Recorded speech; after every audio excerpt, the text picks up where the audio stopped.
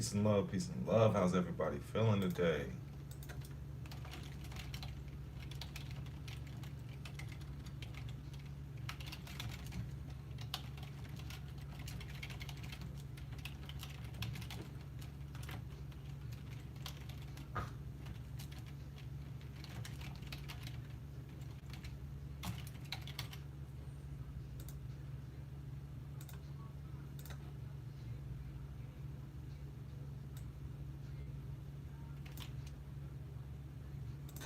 Happy holy day to everybody. Happy Friday. You know what I'm talking about. I got a great, these next couple days is going to be great for everybody, man. Great. Now's the time to hit like, subscribe, and share, okay? Like, subscribe, and share. I got the incense going. Got my lighter. Get it smelling good. I'm about to roll one up. If you smoke, right now is the time to roll one up. Get your notebooks out. If you're a private member, you join the chat. I'm about to start joining right now. I see some brothers in the chat. Peace and love. Here I come.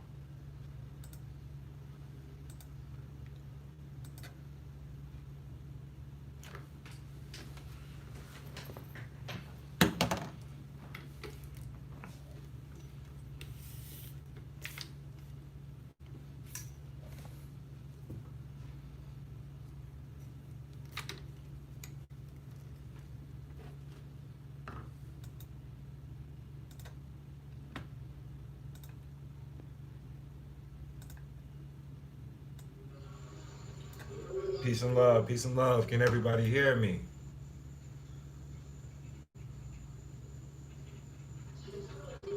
Peace and love.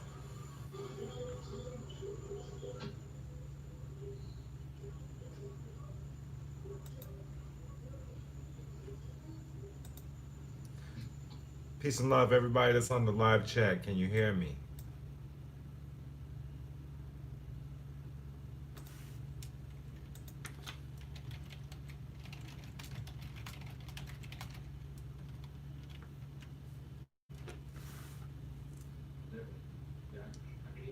You can hear me?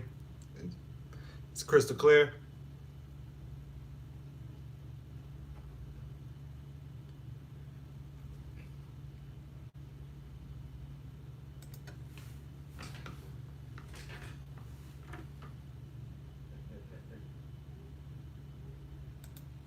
All right, thank you. Peace and love. Islam. I see you full kufi. You must have went had salat today, huh?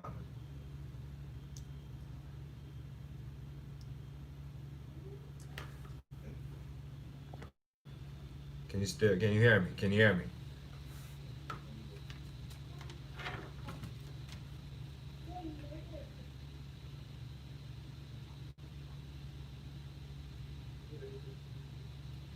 Book as well. I sent everybody emails. This is the 1099 OID book. This is where I will be coming from. This is where I'm going to be reading from.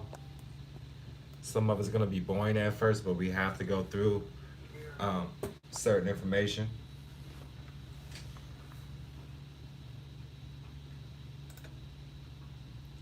If anybody has I just want to make sure everybody can hear me. I want to welcome everybody that's here. I see the King in Phoenix, Arizona. I'm gonna be calling you shortly too, King, man. I appreciate you joining us today. But much peace and love to everybody. I appreciate everybody's time, consideration. I put this together back by popular demand. I am gonna roll up first though. You know how I get down. I gotta roll up first. I gotta get my medicine in me. I was up all night working on this stuff for y'all, man. And just like so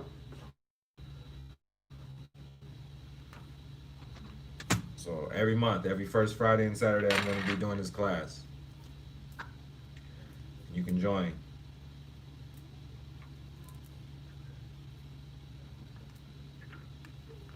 But as always, I'm not a licensed attorney or tax expert. I do this for educational and informational purposes only.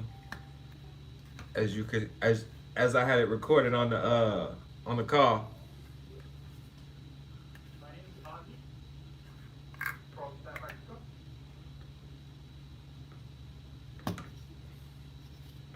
Peace and love.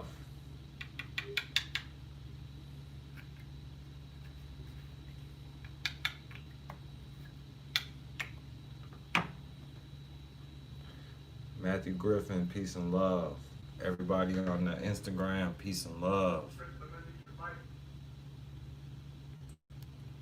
I'm gonna put it in lecture mode. All participants are muted.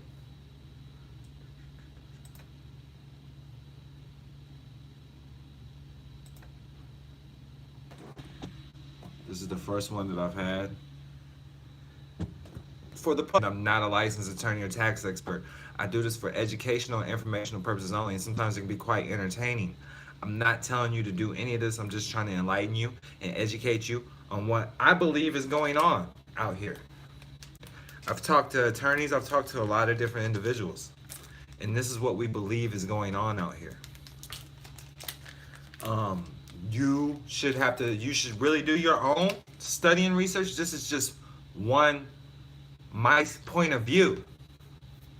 This is just my point of view that I believe to be the truth. This is what I believe to be going on. So welcome again, 1099 OID class by Don Kilam, Trust Company. This is not legal advice or tax advice and should not be construed as such. This is for educational and informational purposes only. All rights are reserved without prejudice. We will be having this class every first Friday and Saturday. To join with the interactive class, as I'm doing right now, and if you need me to stop, please provide something in the chat. Let me know what's going on in the chat. And I also put this book in the chat. Everybody that's joining me, I sent you the email, all right? If you want to purchase this book, it is $200 on the website. On Amazon, it's going to be $250, and you can get the hard copy as well. Every 8 p.m. Central Standard Time, 9 p.m. Eastern Standard Time. So welcome to the Corporate Education 1099 OID by DonKilam.com. Also, we're going to have color law discussions every Monday at 8 p.m. Central Standard Time, 9 p.m. Eastern Standard Time. We're going to go over business law, trust law, contract law, child support, nonviolent cases, debt collections, foreclosures, and much, much more. We will need a $10 Cash App weekly donation for that. And you can leave the donation at MooreBeauty7, MooreBeauty7. Please put your email address in the memo box, and you can just put code with your email address, Color Law Discussion, COLD. Every Sunday, this is free, open to the public, every 10 p.m. and 11 p.m.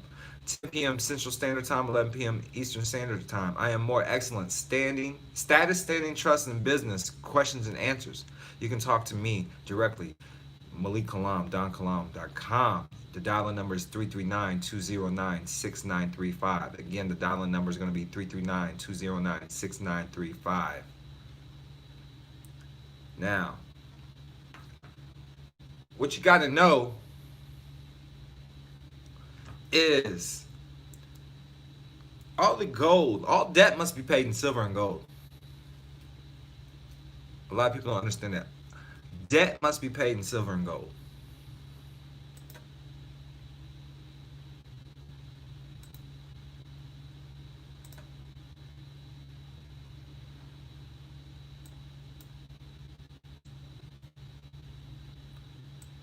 I'm gonna have to disconnect shortly, and I'm just gonna call from my phone.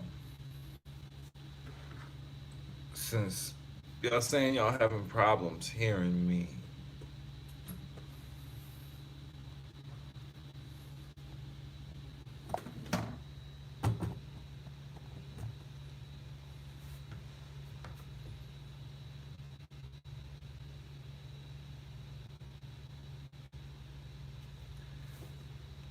Can you hear me now? You're saying you can't hear me. I'm talking. Can you hear me? I'm just going to call in from the phone so I know that you can hear me.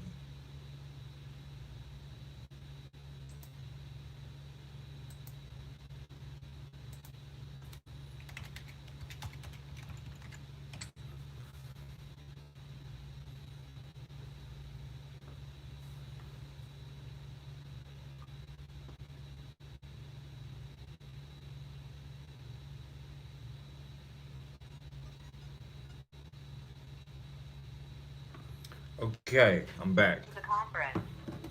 Please press star to continue. Please enter the meeting password.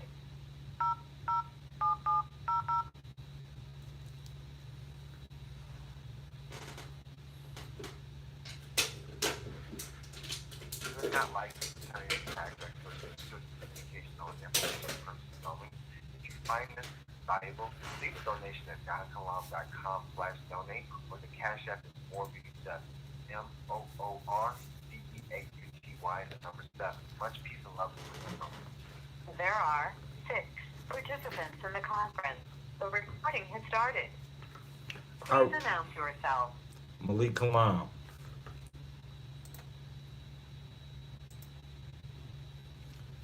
All right, peace and love, peace and love. I'm hoping everybody can hear me now. I called directly from the phone, put the mic away. So the Wi-Fi is kind of lagging where I'm at right now. There's a lot of people here on this Friday night, Labor Day weekend. Now, back to where I was. We're gonna start all over again. You gotta understand the importance of the 1099 OID. I'm not a licensed attorney or a tax expert. I do this for educational and informational purposes only. And sometimes it can be quite entertaining. I'm not telling you to go do anything. Do not file no taxes. Do not do anything until you have full comprehension of what's going on. Make sure you understand, overstand, and understand of what's going on, okay?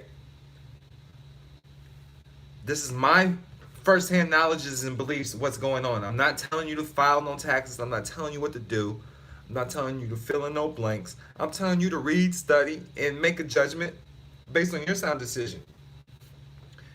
If you need confident counsel, then go find you an attorney or a tax expert to help you. I'm not a tax expert. I'm an entertainer. I entertain people. And then I give them forth information and education. So this class is every Friday and Saturday, 8 p.m. Central Standard Time, 9 p.m. Eastern Standard Time. A $1,200 donation is required to interact with us directly every first Friday and Saturday of the month. So welcome to your corporate education, your 1099 OID. Now, every Monday, there will be a color of law discussion to go over business law, trust law, contract law, child support, nonviolent cases, debt collectors, foreclosures, and much, much more. Every Monday at 8 p.m. Central Standard Time, 9 p.m. Eastern Standard Time. There is a $10 donation required weekly via Cash App. You can send that to MOORBEAUTY7, MOORBEAUTY7. Make sure you put your email address in the memo box and just put code next to it, COLD, Color of Law Discussions. Now, every Sunday, this is open to the public, 10 p.m. Central Standard Time, 11 p.m. Eastern Standard Time. I am More Excellence. We'll be going over status, standing, trust, and business. This is just questions and answers from the public. The dial-in number is 339-209-6935. Again, the dial-in number is 339-209-6935. It's open to the public. Now, you're rocking to the sounds and vibration of your boy Malik Kilam, also known as donkalam.com, where prosperity is your birthright. And I appreciate everybody that's here, tuned in with me right now.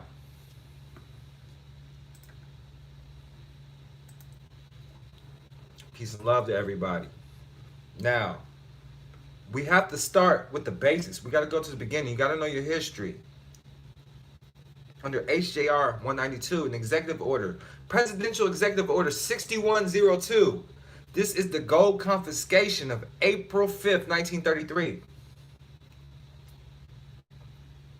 And this comes from President of the United States, Franklin D. Roosevelt. And this is to the United States Congress.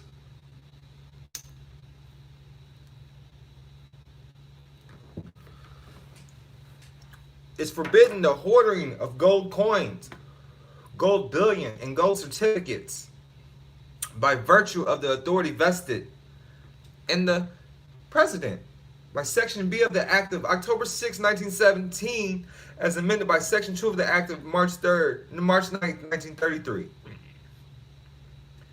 And when you read it, you go down. I'm just putting some of it up there. It shows how they're confiscating the gold.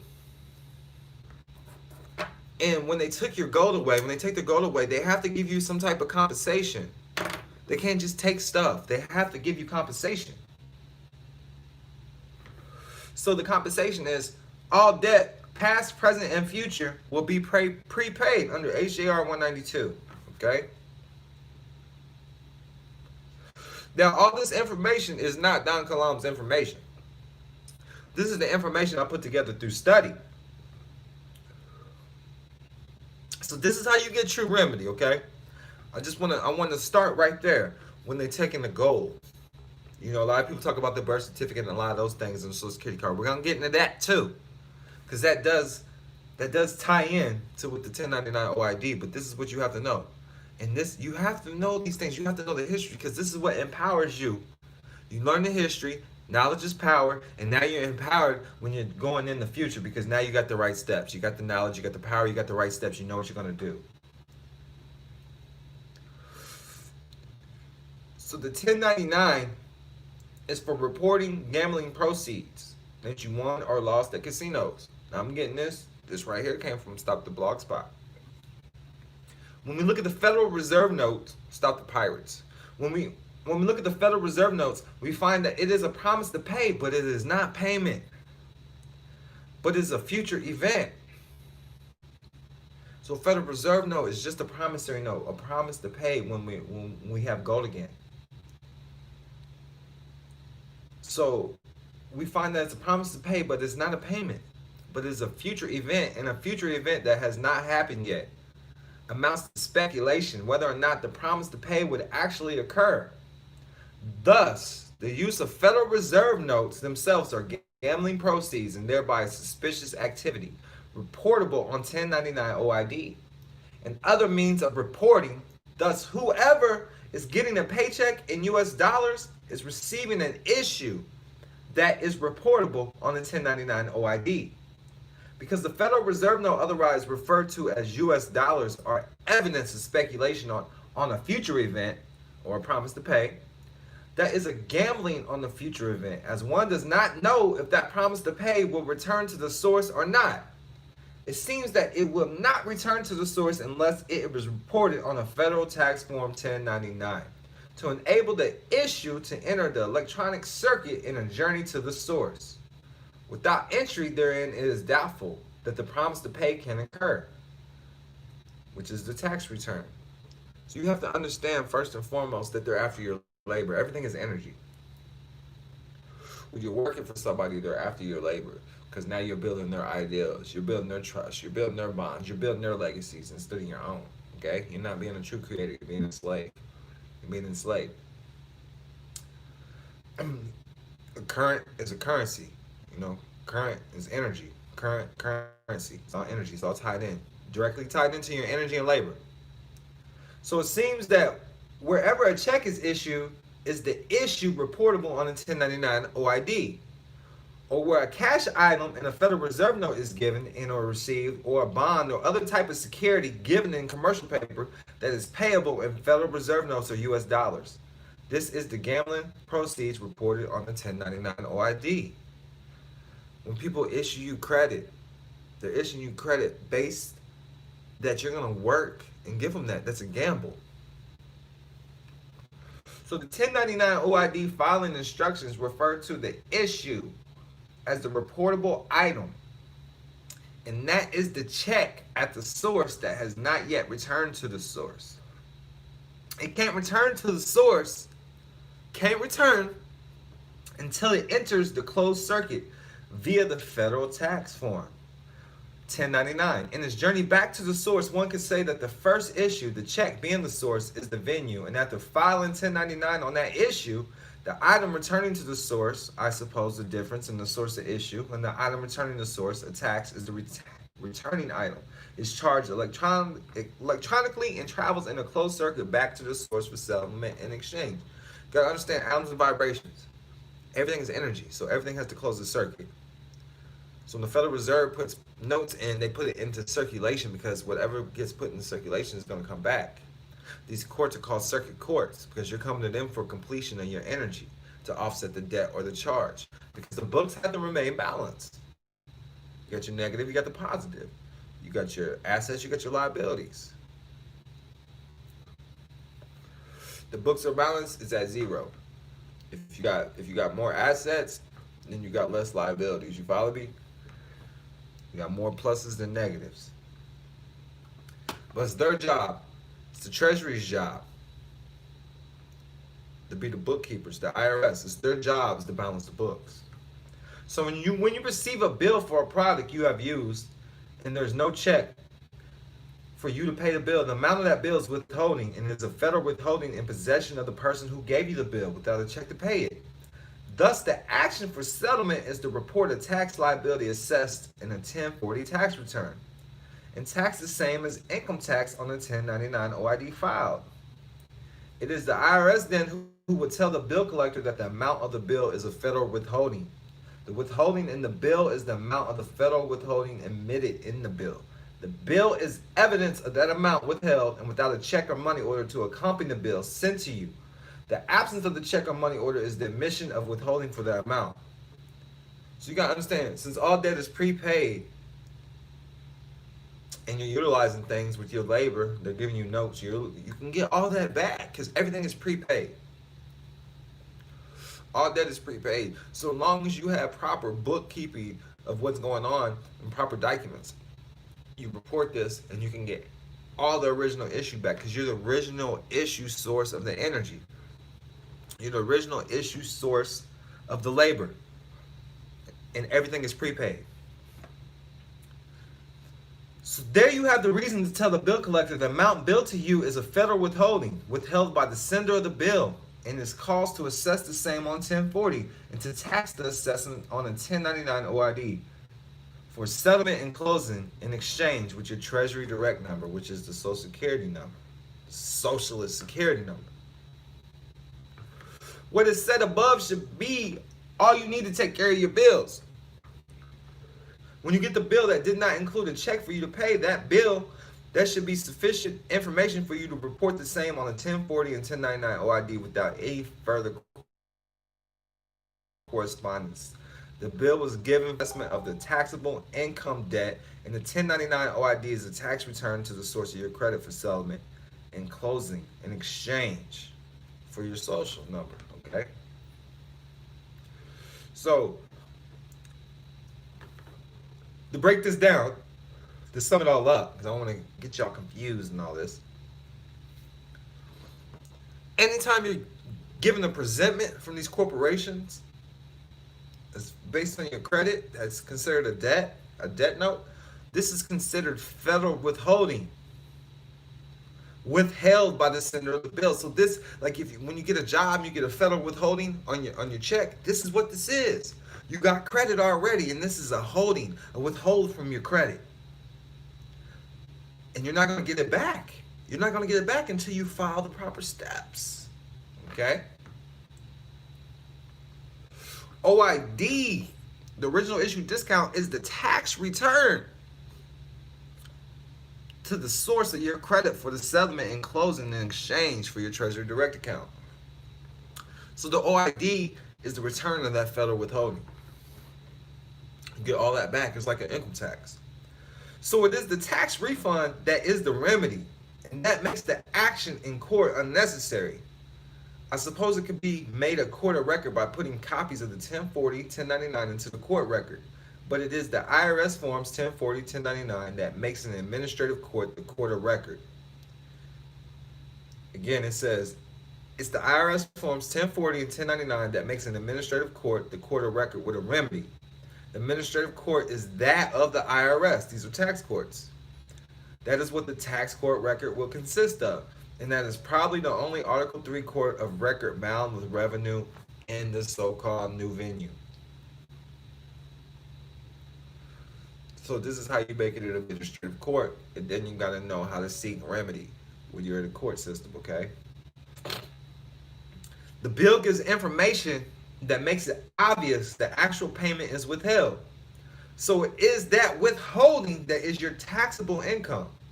The request for the billing agency to file 1099 OID on the issue seems to be all right, but so far the requests have been met with silence, and that silence is taken as refusal and dishonor. Therefore, calls to go ahead and file both the 1040 and the 1099 OID. The tax assessment is the 1040, and that can be done on the receipt of the bill. When the bill did not include a check therewith to enable you to pay the amount due, the facts exist that the funds have been withheld from you, expressed in the bill, because it requests you to pay those absent funds. Obviously, they have been withheld, and the withholding is a federal because of the public policy, HJR 192.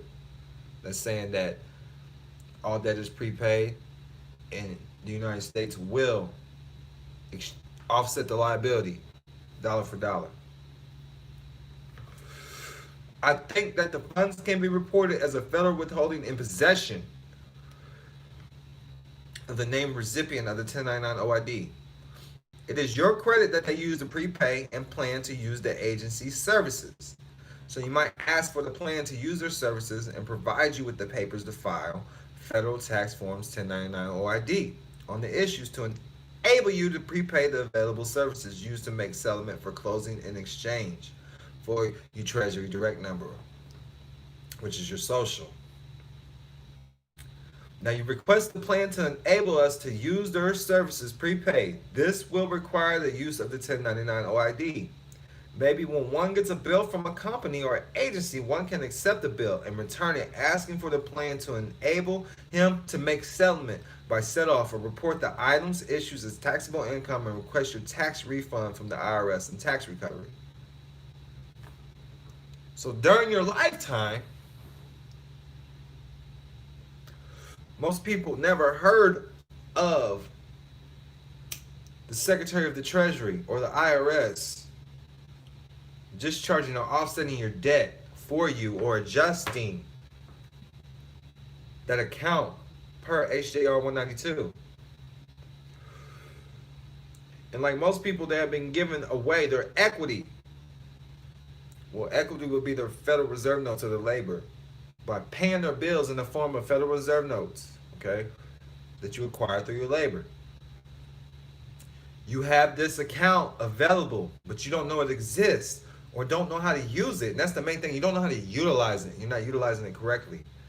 And the net result is you have been paying for stuff the company should have been paying for all along.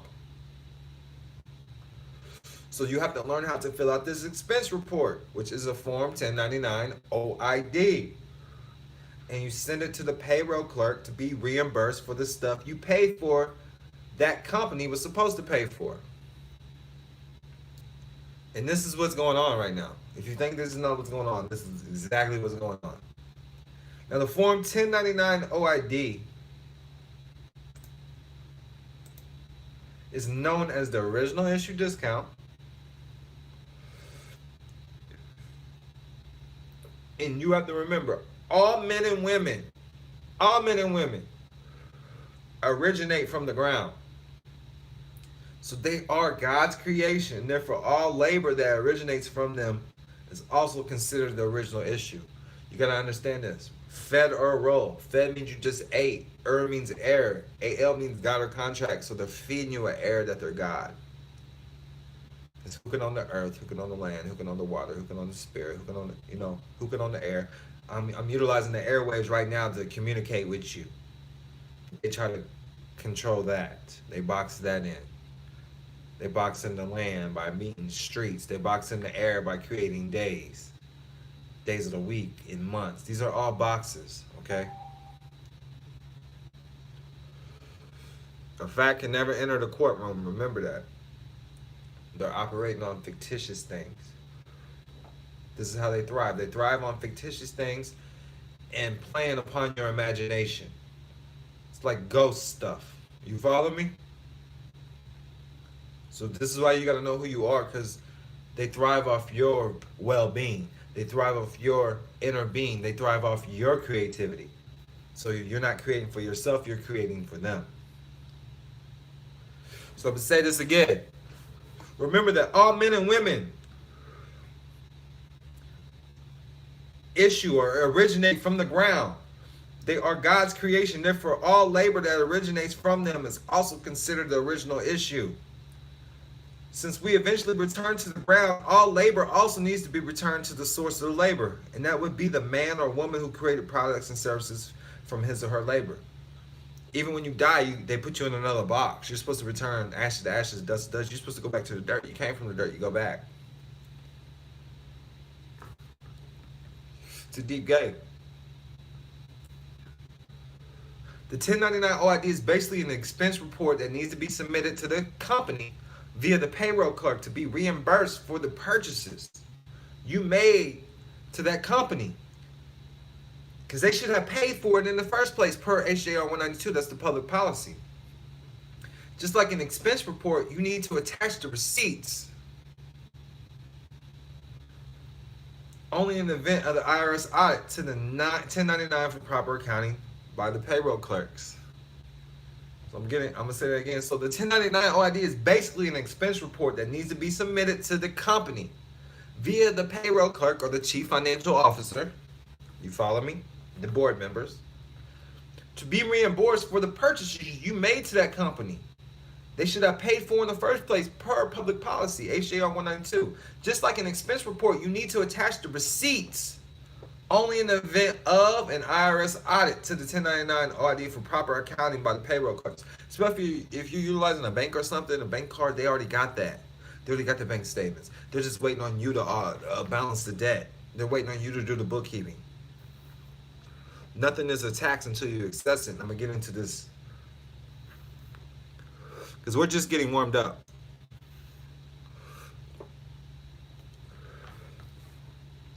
So let's review. When you were born, your parents entered a contract with the government. And this is the company. The government is the company.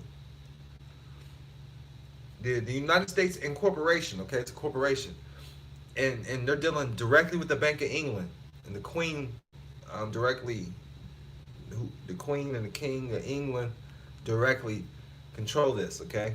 And then that's the higher ups is controlled by the Vatican. So when you were born, your parents entered a contract with the government, the company that was bankrupt, and you essentially went to work part-time for them to help pay off the debt the company had incurred. This is what happens. You have an ID, that's your application, that's your ID that you work for that state corporation. The certificate is a certificate of title. That's a beneficial interest title that shows that there is a trust created. You're the beneficial owner. You get the benefits, okay? So the instrument that was used was the application for live birth certificate and became a binding contract. It became a binding contract, binding. It also became a pledge for the company and security that they use to pay the debt the company has with the bankers. And we're going to get into what a sole proprietorship is. And they talk about the UCC-1 financing statement with the Secretary of State, but there's different things. You have to have a true status correction and different things in play first, such as your LLC or a corporation, whether it be a C Corp or S Corp, and then have a holding company. You always create a holding company when you want to, before you do the UCC-1 financing statement, because you have the holding company, which is going to be a LLC. And the SIC code, when you do the banking, is going to be under business management, not an actual holding company. You do it under business management. And these are I'm dropping these secrets, these key things for you. You know, it's a holding company that you want to create and have securitized any type of lien, because that's who's going to have the beneficial interest on the public record, whether the holding company gave the interest over on the private side to a trust or not. For every property you have, you want to create a different trust. Now, on the private side, when we talk about the ID being a contract, the Social Security being a contract, and the birth certificate being a contract, we can create one trust for that. That's okay. That's okay, because those are just contracts. That's not a real value, a real asset. That's just an asset within these corporations, so to speak. By filling out the Form SS5 application for Social Security benefits, this is when you enter to another contract that allows the company to access your prepaid account that was created with the passage of House Joint Resolution 192. The SS5 can be revoked and the contract rescinded by simply filling out Form SS521, Withdrawal of Social Security Benefits. By creating a bond and sending it with a copy of one's duly filed UCC-1 to the Secretary of Treasury, one can then access the account that was created and begin to discharge any debt incurred from that point forward. Now, like I said, we do it from a holding company standpoint. There's certain things that you need to establish. Before you have standing in any corporate system, you got to create your status. You don't have standing, they can't hear you until you have proper status, because you're coming at a slave status, they can't hear you. You're on a different level, and they're on a higher level. Please be aware that this is an ongoing learning process. If there's something you don't understand, do not do these procedures. Get some help from someone who has done it. As one may suspect, I can't cover everything. So the IRS is your friend. If not, then they will be soon. So let's review who the IRS really is.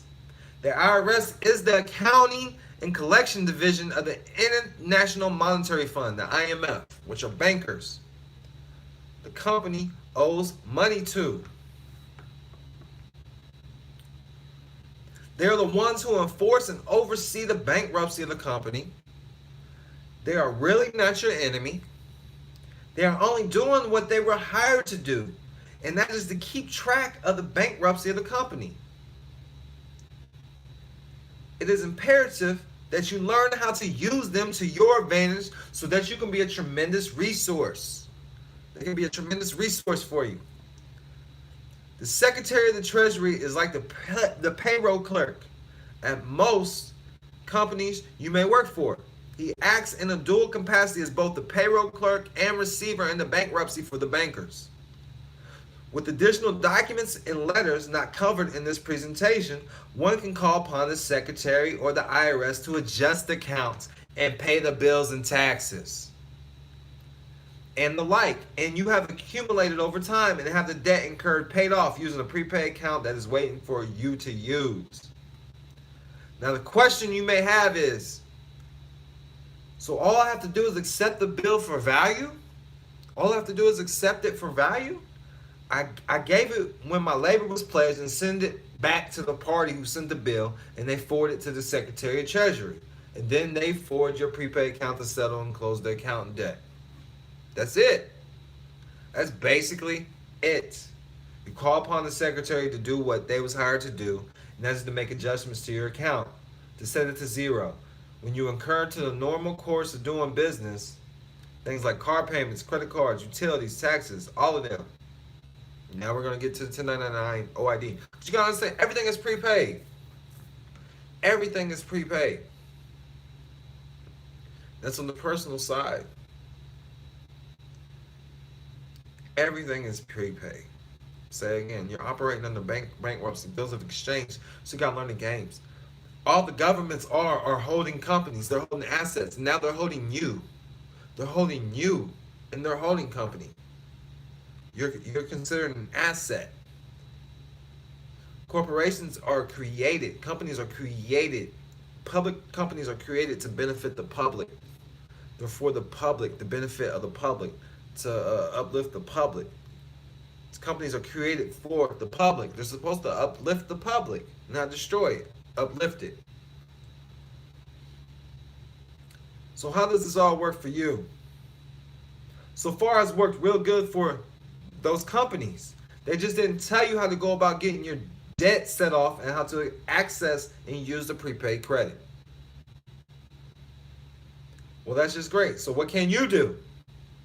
One must acquire a certified copy of your birth certificate from the keeper of the records in your state usually the Department of Vital Records, and do what's called an acceptance for value. Accept for value the birth certificate and create a bond, which is an insurance policy, guaranteeing you won't harm anyone, and send them both with a copy of the UCC1 financing statement. This is coming from Stop the Pirates. Like I said, we don't do the UCC1 financing statement until we place it in a holding company, which is a different process.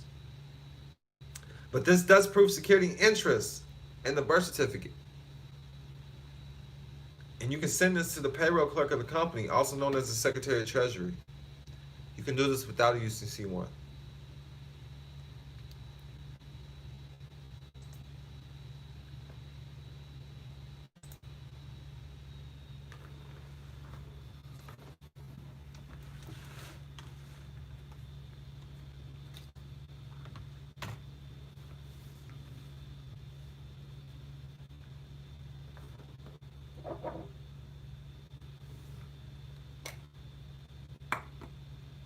Taking the rolling up real quick, man. My the internet. I should still be on the call, but the internet just froze up where I'm at. So my apologies. I be at the best hotels too. I'm trying to tell you. I'm logging back in so y'all can see my screen, so y'all can follow along. I know y'all got the books. Y'all got the book. I want y'all to follow along. If you haven't got the book by now, you can go to donkalam.com, get the book. If you find this information of value, leave a donation. donkalam.com/donate. The Cash App is More Beauty 7. MOORBEAUTY and the number 7.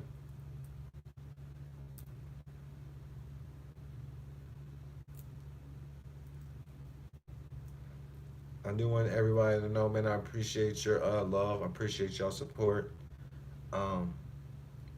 Me and a few other people that I work with, man, we're looking at chipping in and getting a Phantom with a driver. Comes with a driver. A Rose Phantom. Utilizing processes that we've learned during this freedom movement. So I want you to know it works. This stuff works. I got people that I work with directly in San Diego. I don't know if I'm gonna be able to, if they're gonna come to the meeting or not. It'd be nice they come to the San Diego meeting because I am on tour. I'm coming to a city near you.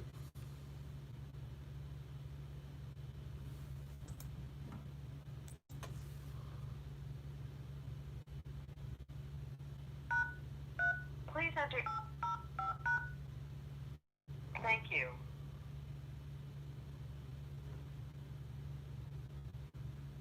All right.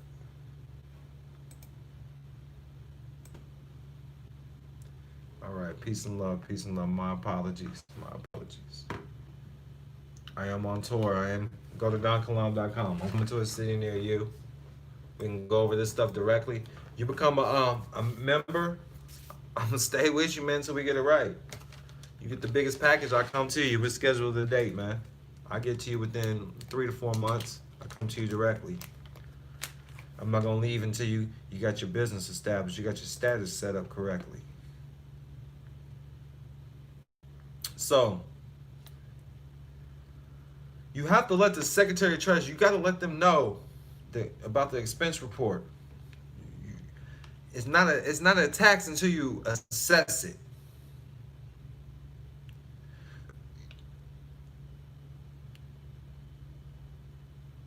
So when someone sends you a bill, that's what's this is an important key word. When someone sends you a bill, it is what is referred to as a presentment. These are the UCC words right here. So when someone sends you a bill, that is what is referred to as a presentment. It's a key word. What they are attempting to do is create new money with money of an account or just ghost money, checkbook money, by getting you to accept the liability they are sending.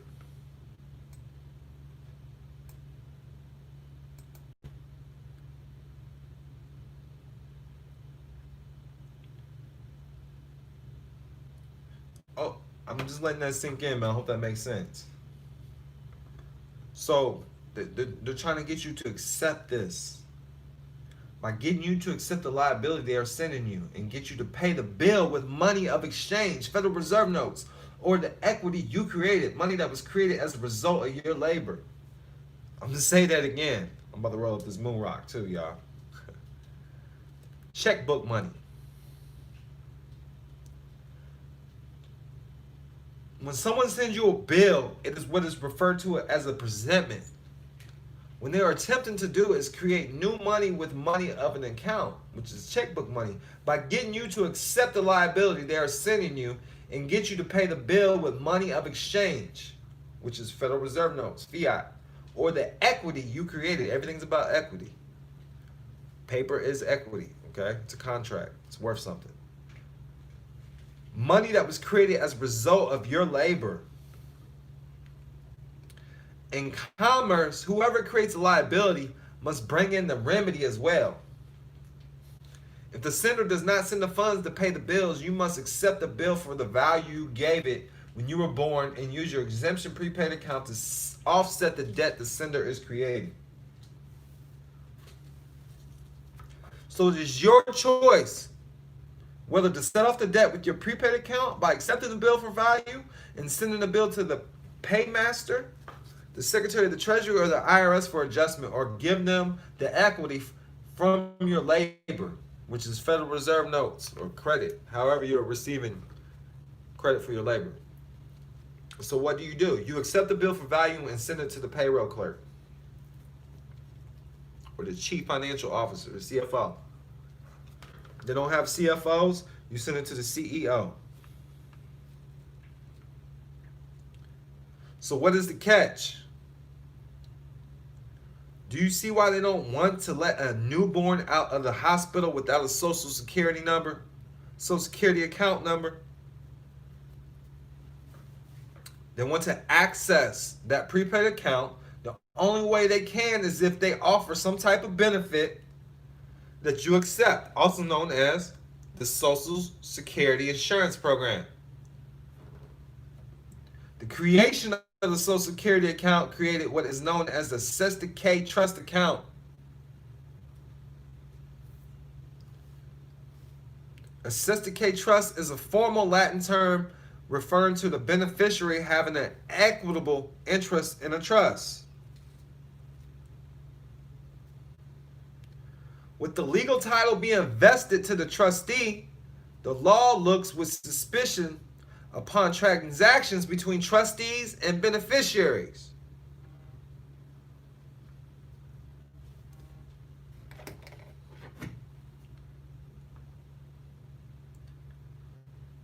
And when the Cesta K Trust sells trust property to the trustee, the burden is placed upon the grantee or trustee to whom such transfer is made to.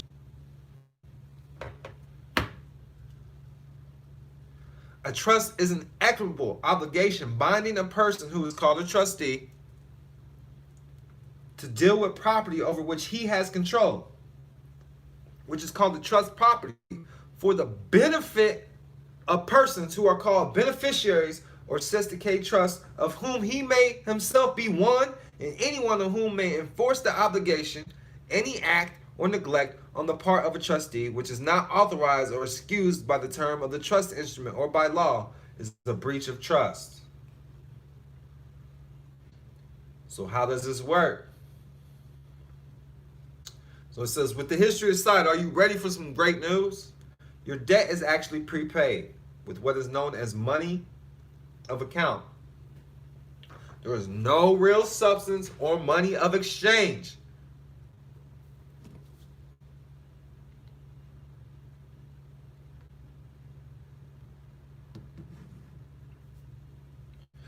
Like gold and silver, only account adjustments and set-offs. There's no real money or substance.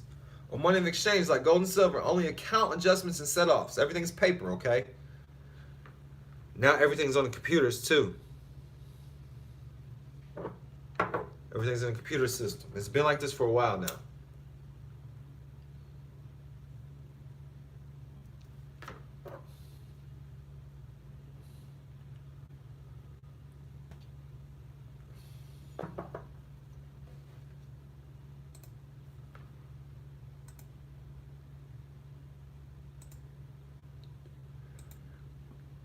So there's no real substance or money of exchange. Gold and silver, that's real money. They only have accounting adjustments and set-offs. They agreed to do this for you with the passage of the HJR 192 back in 1933. That's the program. You already signed up for the program. Like all good companies, they offer to their employees insurance benefits. They offer insurance to you if you would fill out a Form SS5, also known as the Application for Social Security Benefits. It's an insurance program. You gotta understand, these are set up as holding companies. When you get an ID, you're an employee of that company now. You're working for them. You're working for their trust. You're working for their corporation. When you register stuff, you're giving up true title and becoming the beneficial owner.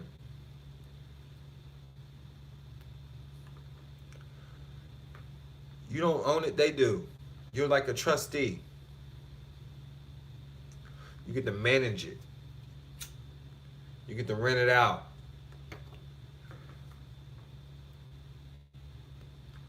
And that's everything you own, man. So like all good companies, they offer to the employees insurance benefits. They offer insurance to you if you fill out that form, the SS5.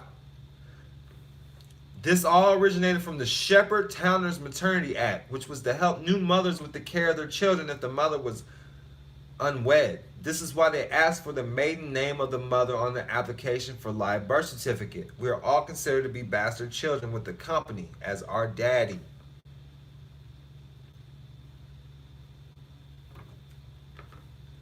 Say it again so you can look this up. This all originated from the Shepherd-Towner's Maternity Act, which was to help new mothers with the care of their children if the mother was unwed. This is why they asked for the maiden name of the mother on the application for live birth certificate. We are all considered to be bastard children with the company as our daddy. Parent means a pair who rents. Children mean property of a corporation. They never address you as the mother or father. They address you as the parent. They address them as the children, never the son or the daughter.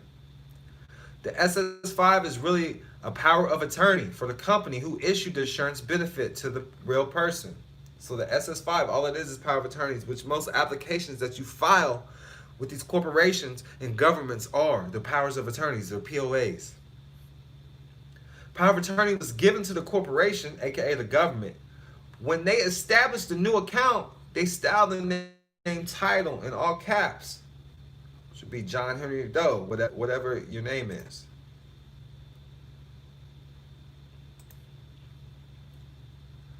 The Social Security number is prima facie evidence, or prima facie, that there is an insurance policy. The benefits that one receives includes the privileges of Army, Navy, police, fire protection, courts, jails, prisons, etc. That's the benefits of you joining up with their programs and becoming part of their trust and their corporation, working for them. When you fill out the form SS5, you allow the company access to your account or your checkbook, as it were the prepaid account that was set up when your birth certificate was issued. You give them permission as signers to write checks on your account, and they do it all the time. Keep in mind that it is the same account that bankers fractionalize and create huge, almost unlimited sums of money, and you become a co-business partner with the company. They're able to access and use your prepaid account for whatever they deem necessary. In order to understand what this is, you need to go way back and discuss how you are seen in the eyes of the government. When you were born, your parents applied for the certification, citizenship, which is a part-time job with the United States corporation. Part-time because your full-time job is you are working for you. Your full-time job, you receive money of exchange because you are exchanging your labor for other products and services of equal value. There is no real gain, therefore no income, therefore no income tax. I'm going to say that again. It's part-time because your full-time job is that you're working for you. You're always working for you. Your full-time job, you receive money of exchange because you are exchanging your labor for other products and services of equal value. So there's no real gain. Therefore, there's no income. Therefore, no income tax. You gave up something for it. That's equal value. So the application they made was known as an application for live birth certificate. And what issued from this application was known as a birth certificate. Certificate means title of ownership. The company, the United States, kept the original application and gave your parents a certified copy of the birth certificate. This created what is known as a foreign situs trust account or foreign situs trust account.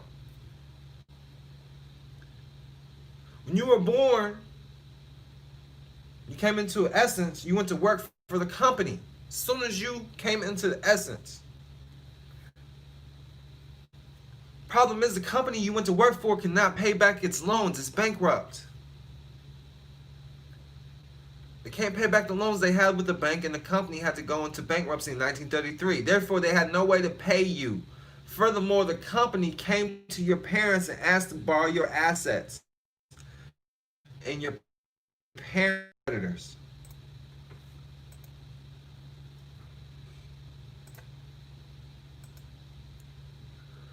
The company then took the application and pledged your future labor as a guarantee for payment to the bankers, also known as the International Monetary Fund.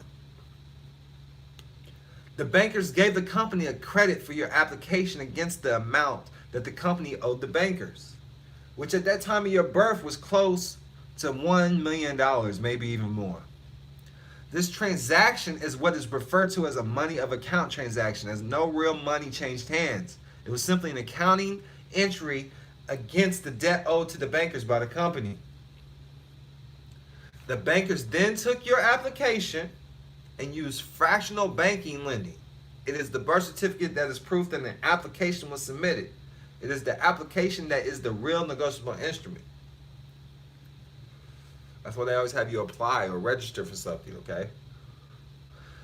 Regis means king, R-E-G-I-S. So you used to enroll in school, now they register you.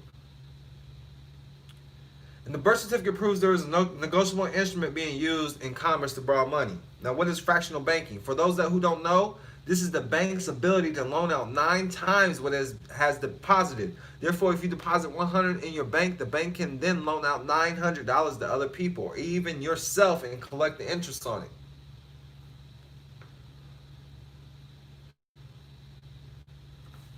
If your birth certificate is worth $1 million, the bank can loan that same $1 million out as many as 9 times, thus making the birth certificate worth $9 million. And it keeps going, going, and going. Your birth certificate has almost unlimited value associated with it. However, because as it was pledged, you became involved in what is known as involuntary servitude. This is what slavery is, or basically a slave to the company, and what is known as an invisible contract, since you didn't even know about it. I'm sure at this point you may be thinking this sounds almost like you bought a car. You gotta look at a birth certificate and notice that it reads just like a title to a car.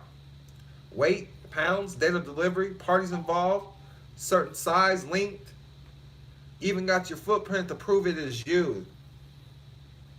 And we're gonna go into that. These are certificate units based from their trust, showing you the beneficial owner from their private trust. These are all private contracts and private documents. There's no notary there when you sign this. These are all private documents. There's no public officials there. Once the debt is paid, they release the title back to the original owner. For now, you get the use of the car until the debt is paid. You must remember the title to the car is not the car. They took the title to your body, the birth certificate, and borrowed money against it. That's exactly what a birth certificate is. It's a title. Remember, you are not the title. You are who you are. You're the flesh breathing being. Since you're the only one who gives value to the birth certificate because of your labor, you're the only one who can go to the bank and redeem and regain control of your birth certificate. Just like the car. The car gives value to the title to the car. You give value to the title to the birth certificate. Without you, the birth certificate is worthless. Now, right now, even though they have no legal right or claim or lien, the bankers control your title and birth certificate. So you learn how to reclaim it in a trust. And that's part of the status correction. The real law on the land right now is the UCC. I'm not going to keep boring you with some stuff. I'm going to get to the good stuff right now. But I had to go over that. You have to correct reports. The only parties who can correct these reports are non-residents. Show you how to correct your reports. All persons are engaged in a trade or business and making payment in the course of such trade or business to another person. You're operating in business.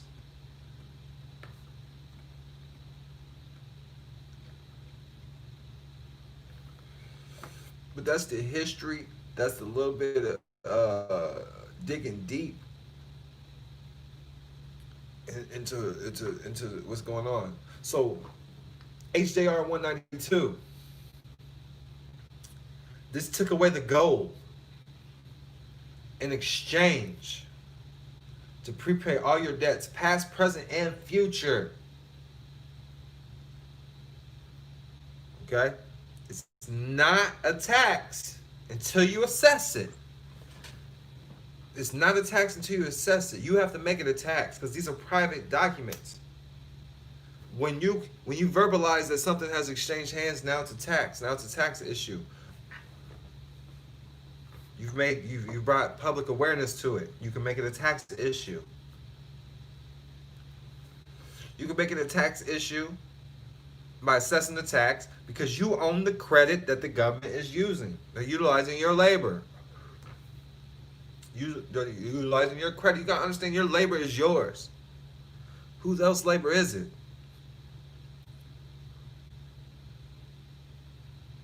They never claim to own it because they can't. I'm going to show you exactly what you're doing. You're the creditor in fact. You're always the creditor in fact. Where else is this credit going to come from? Where else does the money in your life come from? It comes from you and your labor.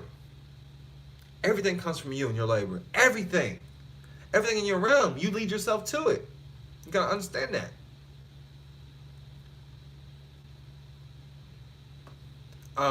When dealing with the 1099 OID, the first publication you're going to want to read is publication 1212. And I'm going to go into publication 1212. We're going to go over it a little bit. The main thing that you need to understand, and I learned this from Gene Keating and PJ, the nominee. Know who the nominee is. You are appointing these corporations, you're appointing the governments in these corporations as nominees over your estate, over your affairs. That's the main thing that you need to know. Because when they're filling out these documents, when they're filling out, because they have to assess their taxes. They balance the books.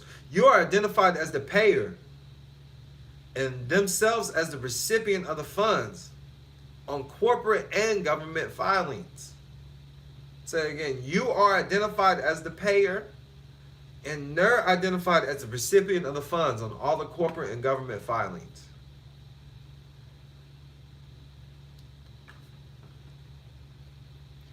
So here's the definition of a nominee on page 7 of publication 1212. And you can get publication 1212 at irs.gov.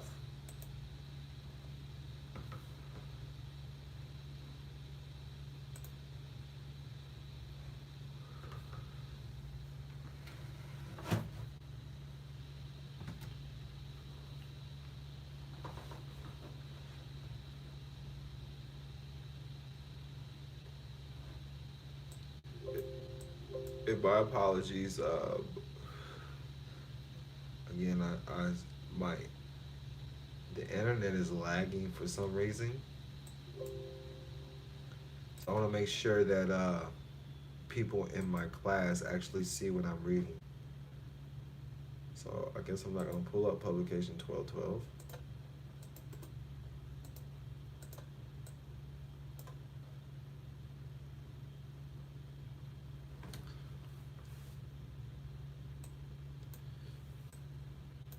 I got booted out my own class.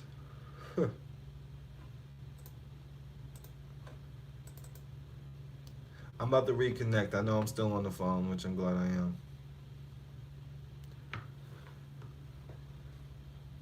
So I'm coming to San Diego September 12th. And then a week after that, I will be in Dallas, Texas. Oh, okay. I know what's going on. I did that.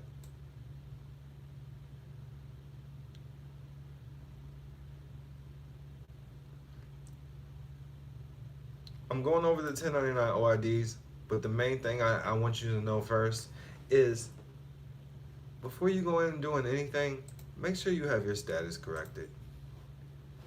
Because without status, I'm going to keep repeating this over and over until you get it.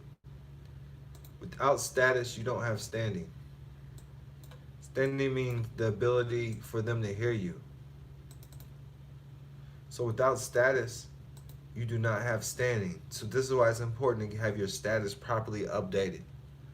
Properly operating in a proper title.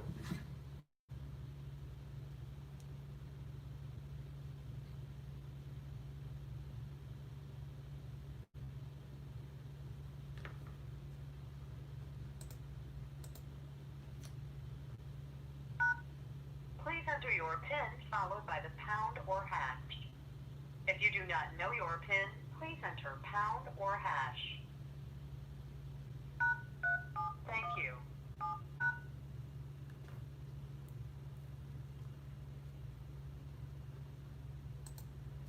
Your input is invalid. You entered 7.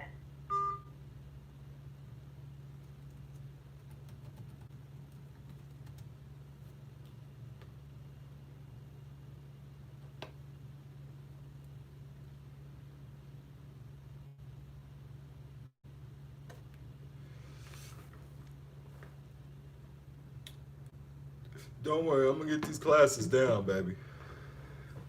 But I just want to make sure that everybody in my group, they booting me out here, so I'm leaving this place tomorrow.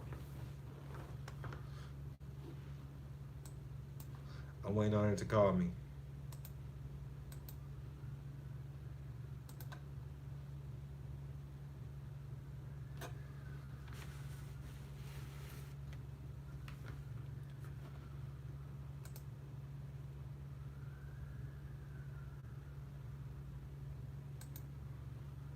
I hope everybody's having a great Friday.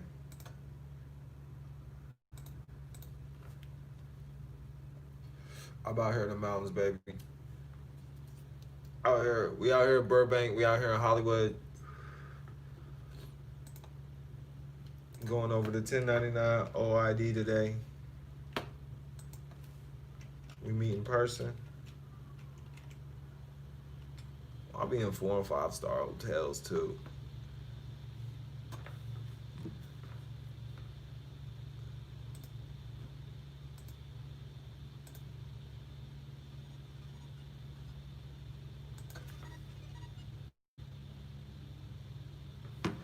All right, peace and love, peace and Into love. the conference. Please press star to continue. Please enter the meeting password.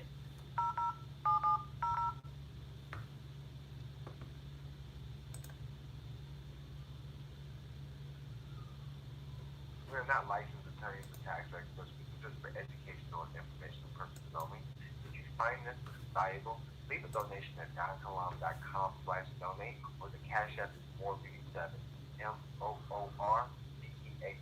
and the number 7. Much peace and love to the world. There are 8 participants in the conference. The recording has started. My Please announce yourself. Don Kilam.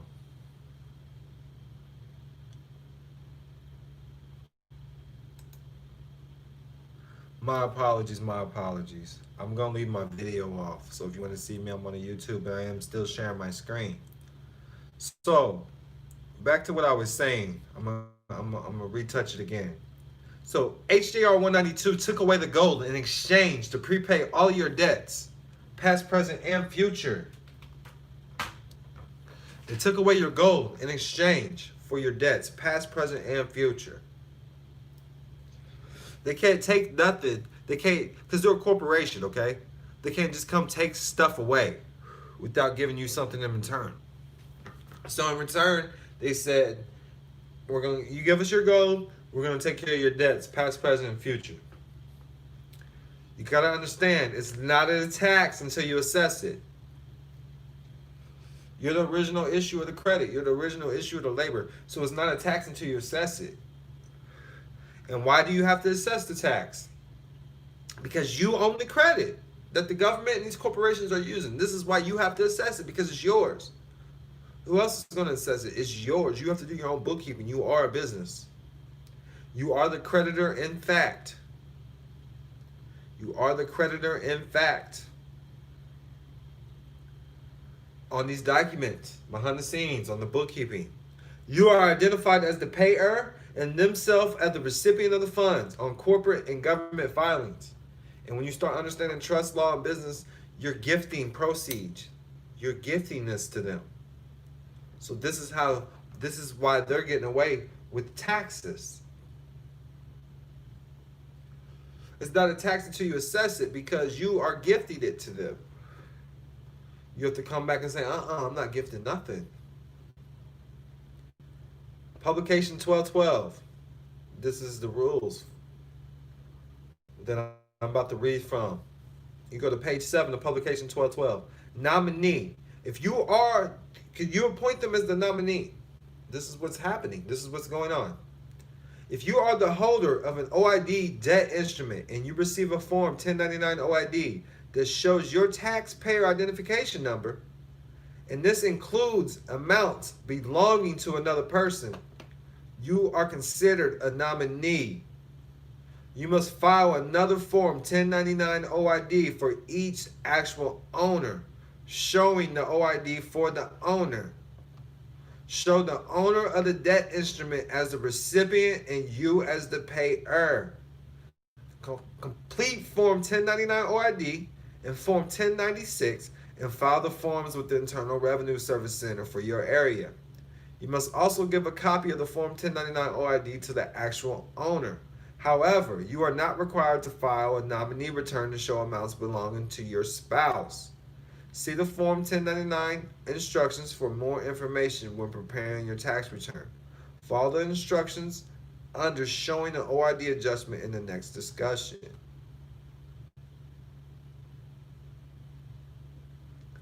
And that's directly from page 7 of publication 1212.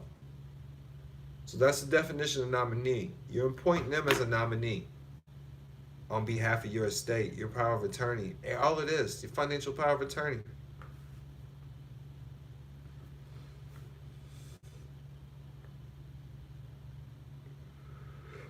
Generally, if you receive a Form 1099 for amounts that actually belong to another person,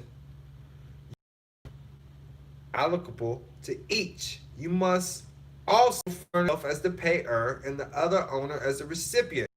96, you list yourself as the filer. The nominee, not the original payer, is responsible for filing the Form 1099 to show the amounts to each owner. Once you assess it, they have to file it, or they can get in big trouble because they're the nominees. Where did the credit start? The credit started from you. The labor comes from you. Successor, predecessor reporting. A successor business entity, a corporation, partnership, or sole proprietorship, and a predecessor business entity, corporation, partnership, or sole proprietorship may agree that the successor will assume all or some of the predecessor's information reporting responsibilities. This would permit the successor to file one. Okay? Goes over the successor. Now, the amounts belonging to another person. What is that?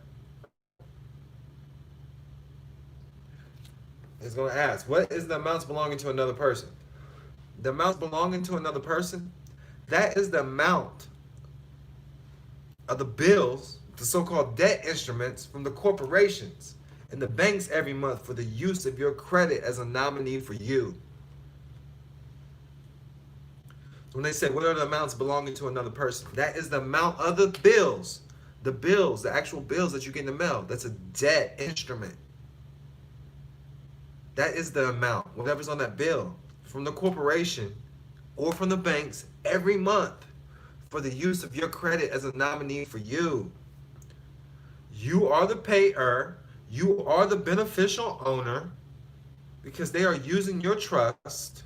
They're using your sole props credit, your sole proprietorship's credit, and it does not become a tax until you assess it. You got to know that. It does not become a tax until you assess it. And the way you assess it is by filing forms. When it asks who you pay to the order of, you always pay to the order of the United States Department of Treasury because that's who does the bookkeeping for you in the United States Corporation. Now we're going to go to the tax issue and dealing with the court system. The 1099 OID dealing with the court issues, dealing with the court system. And you got to understand this. You got to understand why important this is, how important this is. Taxes supersede contract law because your Treasury direct account or your social due to the bankruptcy. So if you're in a court issue, you always address it as a tax issue because you're not in law, you're in tax court. And I'm going to show you why. We're going to keep going down. I'm going to show you why. There's no money, only taxes. A bill is a money order from them. A bill's a money order. So it's ordering money. They already used your credit. It wants money. You can just send it back. Now, there's taxes, then there's contract law. What is contract law? Contract law can be an oral contract or it can be written contract. And then it can be performance contract. Performance contract is the most damaging to us because we act like defendants and we argue law and we resist zeroing out our account as we are in commercial dishonor. We never make people offers and we let them make the offer. They get the originals back, you make copies for yourself.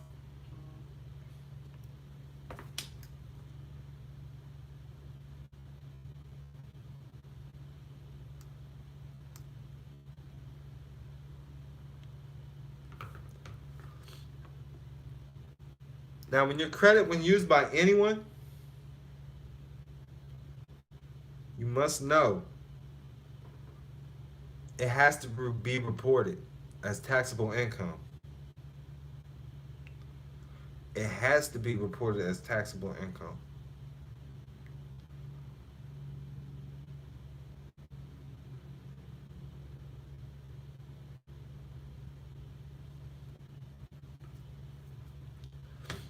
And you do this with a 1040.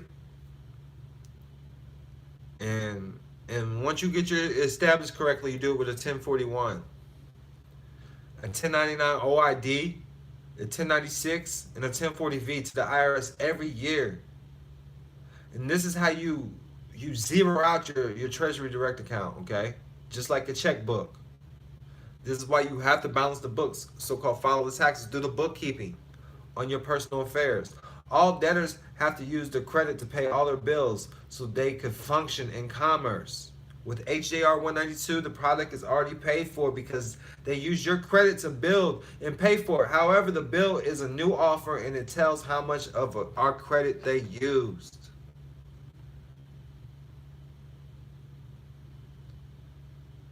Always keep the offers, keep the envelopes, write the account numbers down.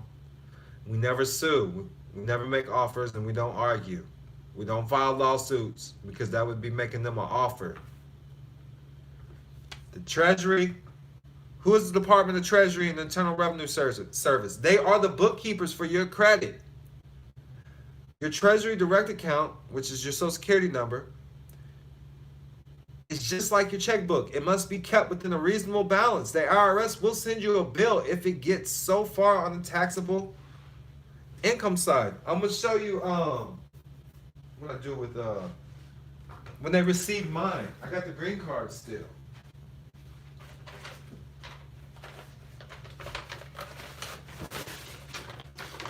So y'all know, I'm not just making this up.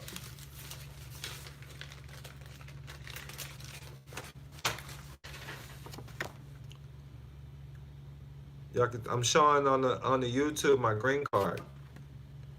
We sent ours to Kansas City, Missouri. That was stamped on 4/20. That was received on 4/20. Internal Revenue Service was received. They stamp it themselves. They don't sign it. Don't nobody sign it. They just stamp it with the Internal Revenue Service. It's funny.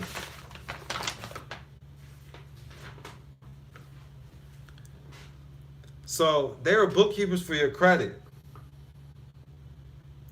The IRS will send you a bill if it gets too far on the taxable income side or out of balance. The 1040, the 1041, the 1099 OID, the 1096, and the 1041 is filed every year. And this brings your Treasury direct account back to zero. It is your account and your responsibility to keep your account within reason. Your credit is taxable income. You have to declare your income. The use of your credit has to be reported whether you use it or they use it. If you don't keep your Treasury direct account at zero yearly, they may charge you with criminal charges and hold your body as collateral until you zero out your Treasury direct account because you are a tax delinquent fugitive. All taxes are federal taxes. There's no such thing as a state tax. So the truth on your tax return can only be agreed to by another 1040 or 1040V.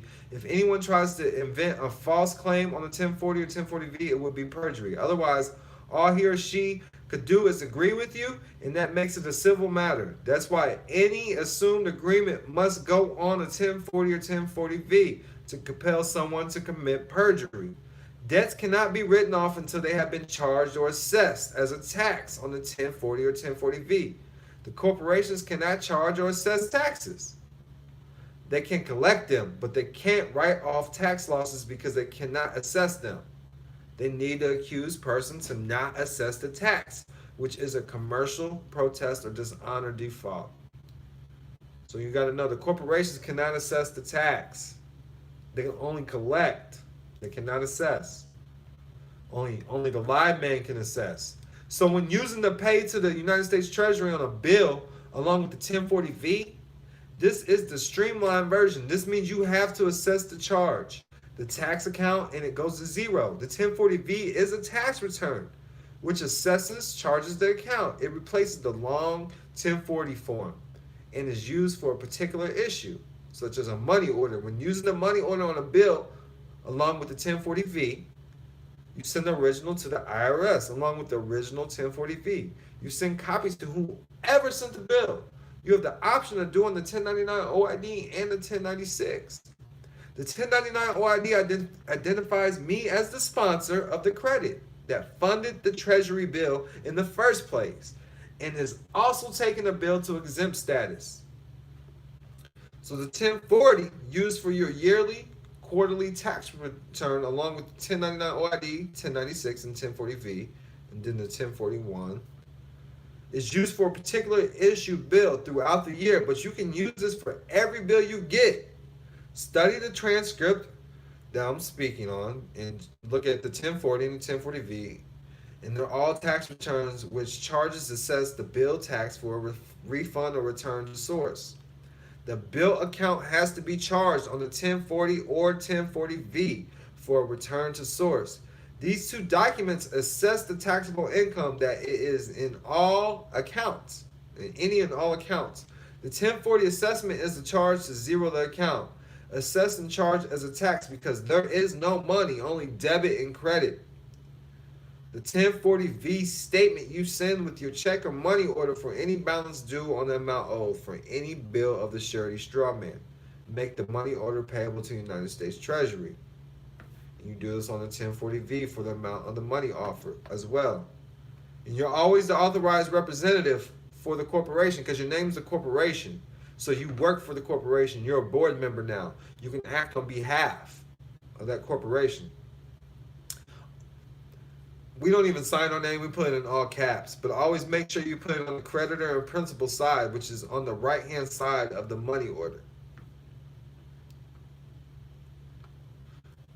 You can do the 1099 OID. It's up to you. If you're not in a court case, send the original documents to the IRS and send copy to the person who sent the bill.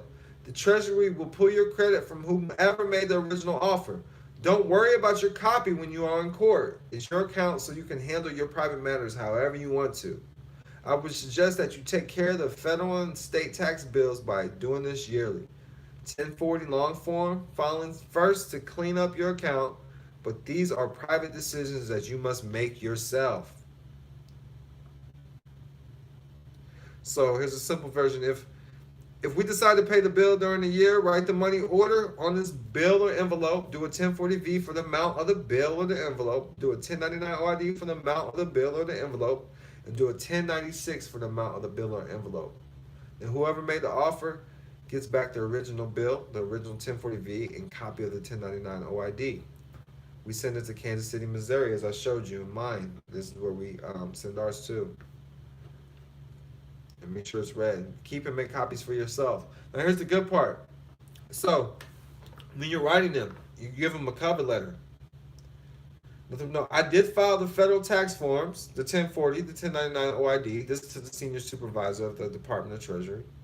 And the 1096, and I have records for, but I have lost most documents pertaining to these tax filings. I request that you prepare and file my federal tax forms. The 1040V, the 1099 OID, and all this year's returns that are due. Please file the liabilities as taxable income to me, but to omit filing or posting deductions against the taxable income, to me making adjustments to dilute the liability on taxable income, as that is a conflict of interest. This request is for return to the source for settlement in closing and exchange of the Treasury Direct. Then you put your social. Also in the 1099 OID, the correction box at the top should be checked, and also the Treasury Direct number, your social, is to be placed as the account number at the bottom of the 1099 OID under recipient to prevent identity theft and the account being intercepted and diverted or deferred if left open. Respectfully, put your name in all caps and put the number. Then then underneath the name, you put your social with no dashes. The 1096 is a cover letter. If you're in the class with me right now, I'm sharing the screen. You're in the book. I show you the exact template. Show you the exact template to file.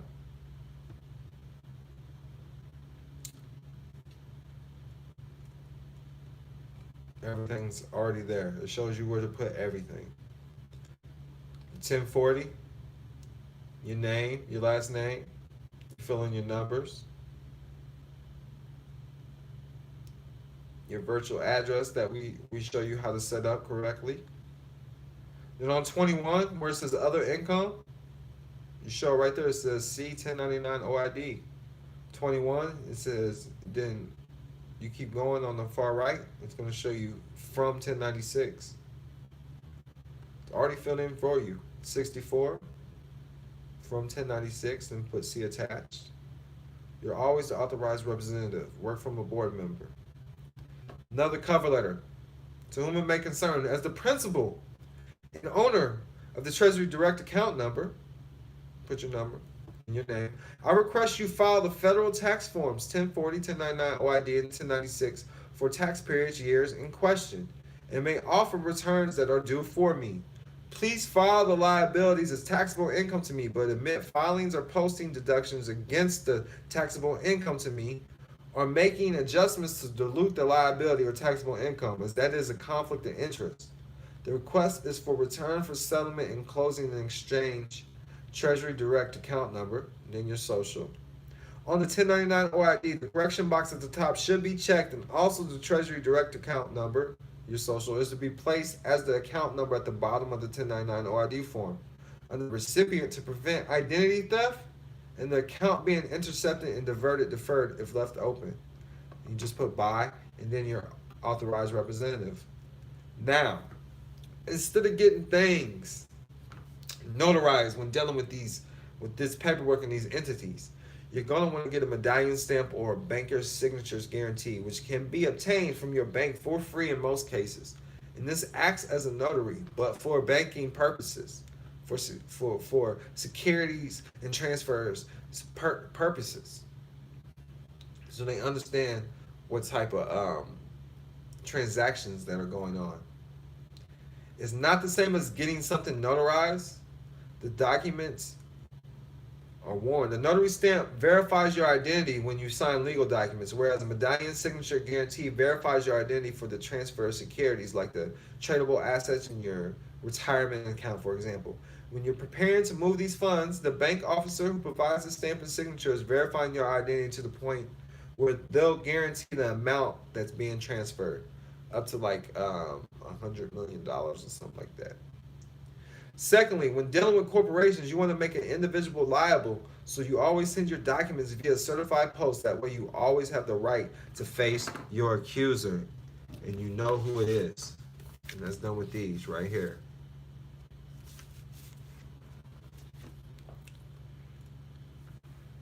Now the 1041, we'll show you how to do that as well. And that's for income tax returns for the estates and trusts. We can educate you on that as well and go over that. The 1040V is an actual payment voucher. This is what you send with the actual payments and the bills. Now, what a lot of people don't understand and go over with you is the 8281.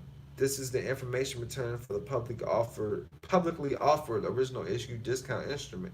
It's the form 8281. And it's basically, you're going to want to put this on top of the 1096 with your 1099 OIDs.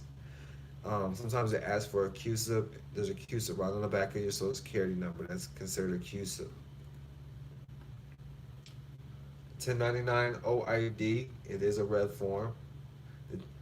Also, you have to acquire the actual debt first as abandoned property, and you do this with the 1099A. You also have to file a 1096 with the 1099A. So the 1099A has to be done first.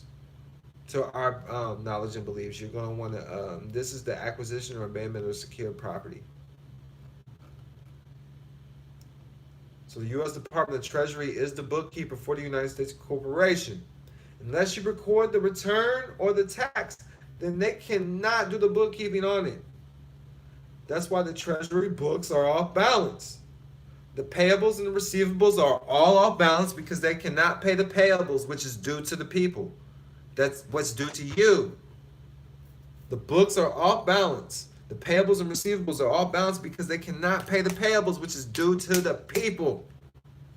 They cannot pay the people because they have not filed the correct paperwork to get the refunds on the credit that they are giving away. They're giving this stuff away, and y'all haven't filed the correct paperwork to get the refunds on the credit that they're giving away. After 36 months, the corporation and bankers come in as a nominee, and they use your taxpayer identification number, which is your social, on the 1099A, and they utilize the debt instrument as abandoned property because you never claimed it. Whoever claims it owns it. When addressing these corporations and entities that have utilized our credit, we like to send them a blank W-9. What is a blank W-9? That's a request for taxpayer identification number and certification.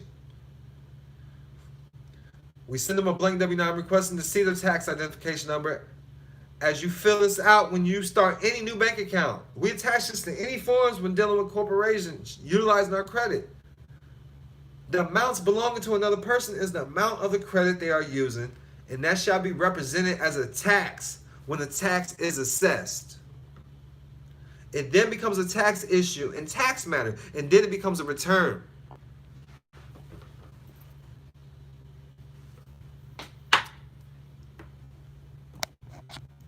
Going in deep for y'all today, man. and I hope it's making sense for you. I'm hoping I'm spread forth my peace and love, and may it gain clarity for you. May it gain so much. May you gain clarity with this.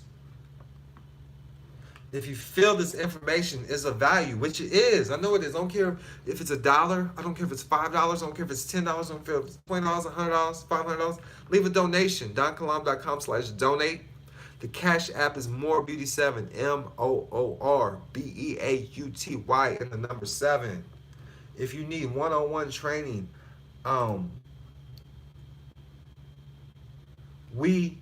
we're coming to a city near you. I'm coming to a city near you. And you can go to donkilam.com and search the scheduled events. donkilam.com, DONKILAM.com. So, I do want you to know the world tour really fast. The national tour I'm doing. We're in San Diego. We're coming to San Diego September 12th. We're in Dallas September 22nd. We're in Baton Rouge September 25th. We're in Columbus, Ohio, October 10th. We're in Detroit, Michigan, October 14th. We're in Chicago, October 17th. We're in St. Paul, Minnesota, October 24th. We're in Atlanta, November 1st. What's up, Atlanta? We're back. We're in Houston, November 7th. We're in Denver, November 14th. We're back in Las Vegas, November 21st. We'll be live in Honolulu, December 1st. So if you can't make it to Honolulu, man, we'll be live as well, man. $25 donation. Check it out, donkilam.com. We're in Phoenix, December 12th, and then we're in Fresno, December 19th. Go to donkilam.com right now. Scheduled events. You don't want to miss it, man. And then I do want everybody to know how the classes are going to be rocking, man. So we got every first Friday and Saturday is going to be this OID class. You do have to leave a donation of $1,200 to join this class. And it will include the $200 ebook that's online. It's online at donkilam.com, and it will be available on amazon.com. Also, every Sunday is open to the public. Free class. You can dial in at 339-209-6935. Again, that's 339-209-6935. And that's going to be every 10 p.m. in Central Standard Time, 11 p.m. Eastern Standard Time. Open to the public. Status, standing, trust, and business questions and answers. Now, dealing with strictly color of law discussions. Color of law discussions. If you don't know what color of law is, this is court. $10 weekly donation to do this. This is going to be every Monday. And business law, trust law, contract law, child support, nonviolent cases, debt collectors, foreclosures, and much more. The Cash App. Send it via Cash App. MoreBeauty7, $10 every week. MoorBeauty7. And that's MoorBeauty7. Weekly discussions. We'll go over your cases, man. We got a brother right now. We're going to be going over his case directly. He's going to be tuning in. He is a member with Don Kilam. So we're going over his case with him directly. And then it can be you. You know, we got it open for discussions. Open discussions. And I want to appreciate all the donations that I'm getting right now. And I just got another donation from Brian Jefferson. Peace and love. Peace and love. I'm going to see. Hey, listen, man. Texas is going to be live. Texas is always live. Texas has always shown me love since the very beginning. So I appreciate Texas, man. Now back to the topic at hand. Now, the amount belonging to another person is the amount of the credit they are using. And that shall be represented as a tax when the tax is assessed. When you assess it, then it becomes a tax issue, and it's a tax matter, and then it becomes a return. When you show that the corporations are recipients of the funds, then the IRS shall issue you a refund. If you do not do this, then you abandon the funds. If you do not do this, then you abandon the funds.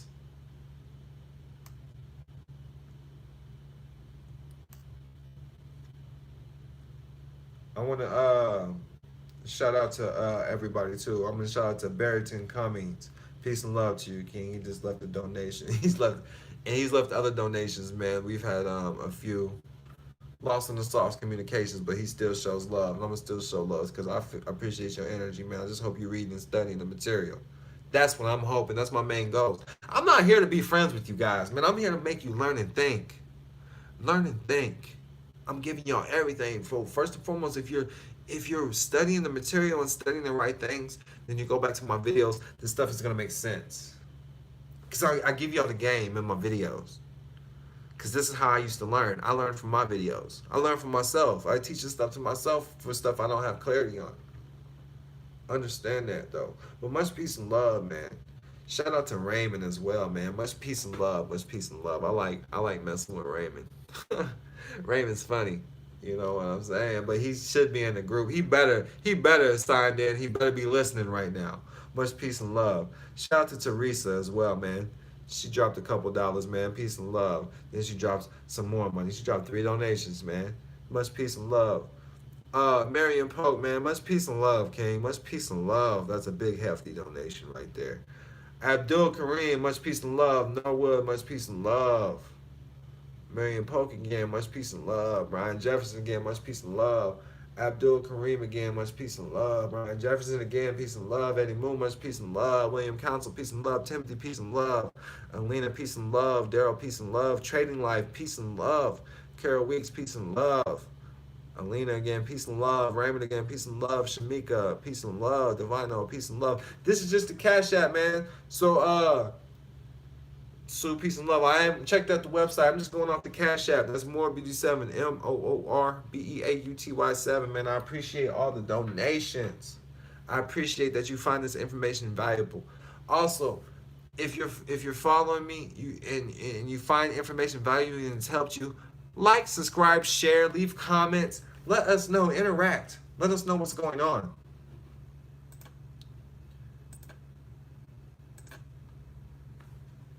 Let us know. Please let us know.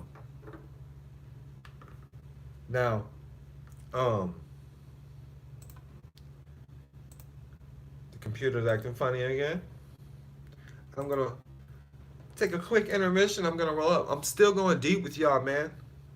Now tomorrow we're gonna get to the good stuff, and then tomorrow we'll go over Tomorrow we'll go over. We're gonna go over the good stuff. That's all I'm gonna say. The stuff that what you really been waiting for.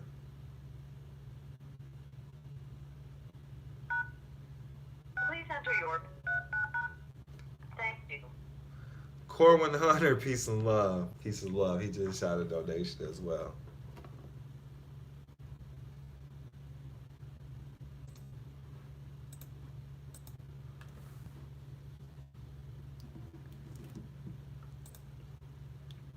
Tomorrow we'll do a quick overview.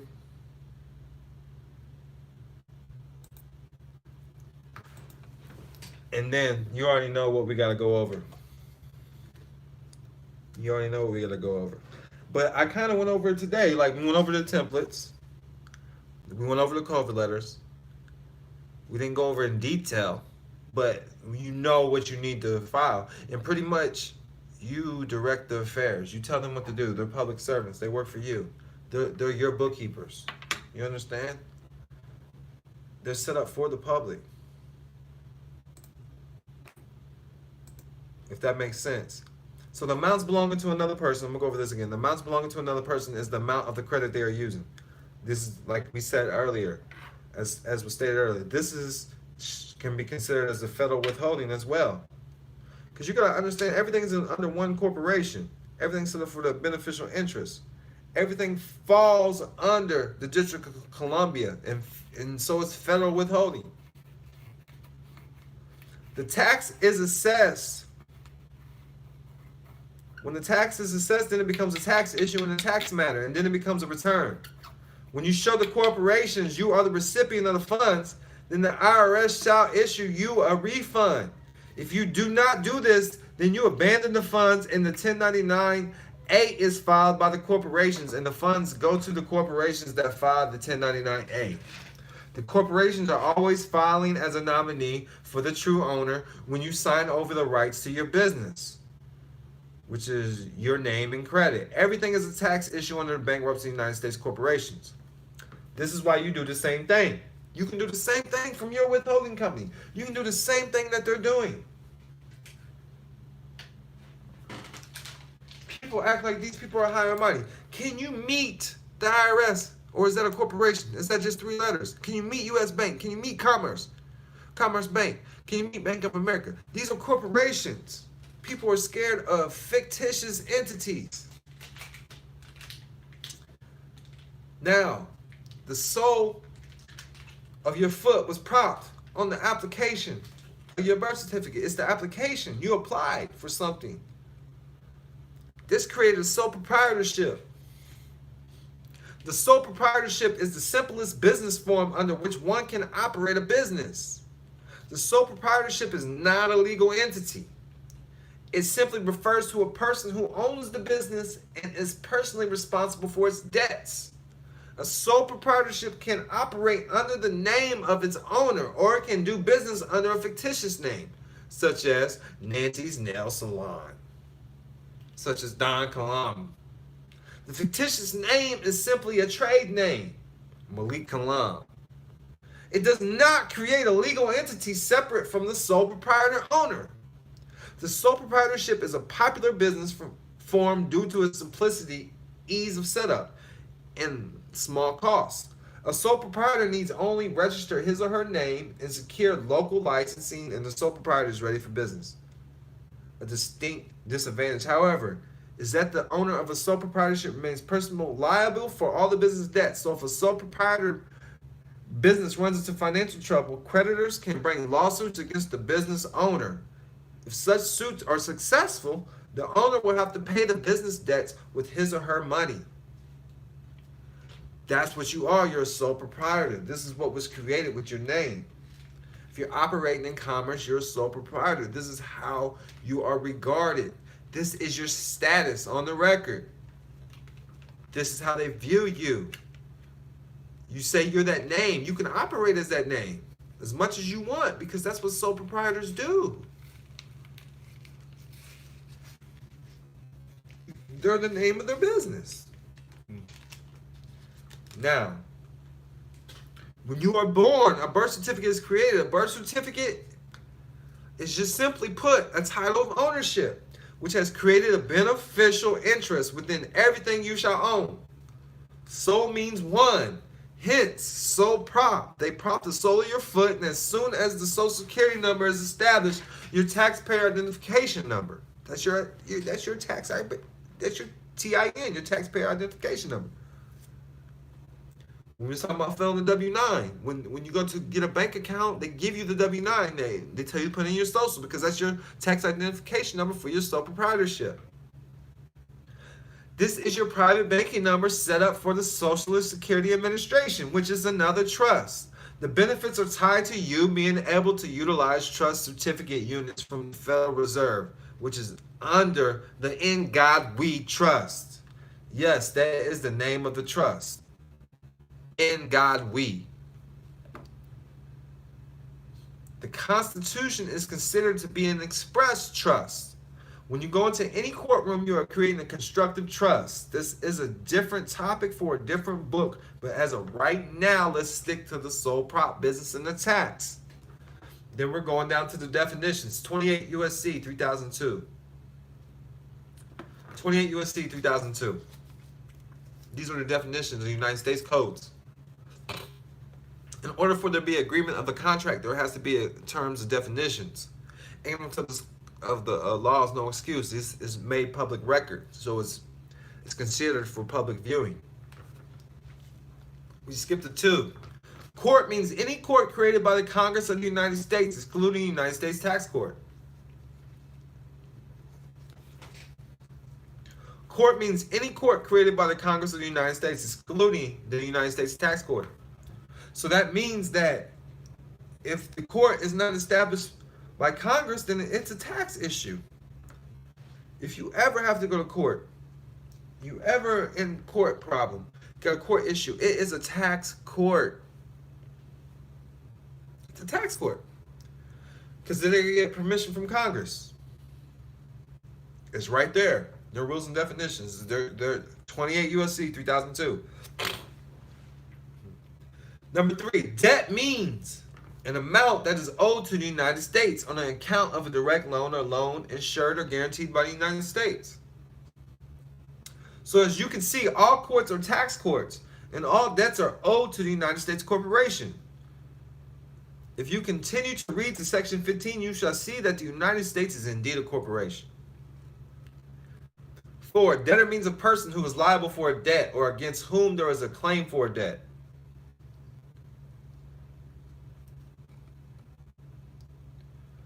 Number 10, person. Person includes a natural person, including an individual Indian, a corporation, a partnership, an unincorporated association, trust, or an estate, or any other public or private entity, including a state or local government or an Indian tribe. Property includes any present or future interest, whether legal or equitable, in real person or mixed, tangible or intangible, vested or contingent, wherever located and however held, including community property and property held in trust. Security agreement means an agreement that creates or provides for a lien. 14, state means any of the several states, the District of Columbia, the Commonwealth of Puerto Rico, the Commonwealth of the Northern Marinas, or any territory or possession of the United States. 15, United States means a federal corporation. State it again. 15, United States means a federal corporation. Also a note to mention, section 10, person means corporation. Then again, this is why you are considered a sole prop corporation, and your body, labor, and even well-being can be attached as collateral for any mishaps of the business due to you not having proper standing by updating your status, which we highly recommend you do before moving forward with any 1099 OID process. We also have other books on how to update your status properly on the public side and the private side, and I have classes with that every Wednesday. You go to donkilam.com to sign up. That's a $100 donation, and it's forever. The class is forever. It starts over every 4 to 5 weeks. Every month the class starts over. Last week we have questions and answers. As your birth certificate is the title that shows beneficial ownership on the private side. The public side is the money, how you're acting and what character or title you're acting from. With a social, you are a slave. As socials work for the EIN, the employee identification number, employees are slaves and the employees are the masters, as the social numbers works for the EIN. The social security number always works for the EIN. So from a limited liability company, you would act from a member. You would act from a member standpoint, from a member's capacity, or just an authorized representative, so to speak. With corporations, you act from a chief executive standpoint or even president or vice president. They have shareholders. From the trust standpoint, you always operate from the grantor or administrator when dealing with your private affairs within a public play.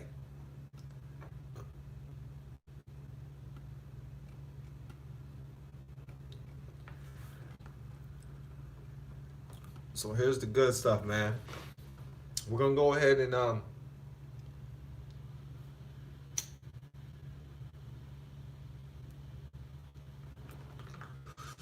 cover this.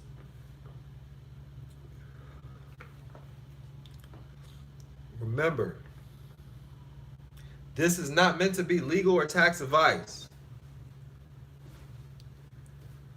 I present this information to you, giving you a greater understanding of how this remedy works so you can make your own decisions on how to proceed.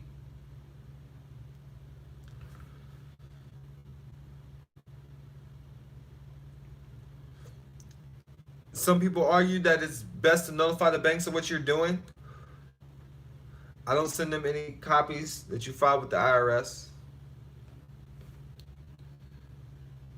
So per the IRS publication, someone is a holder of an OID debt instrument and receives an OID that includes amounts belonging to someone else. Then the holder is considered a recipient nominee. When the recipient nominee receives their copy of the 1099 OID that you file as a payer, they now have a requirement to file a 1099 OID showing them as the payer and the true owners of the debt instrument as the recipient.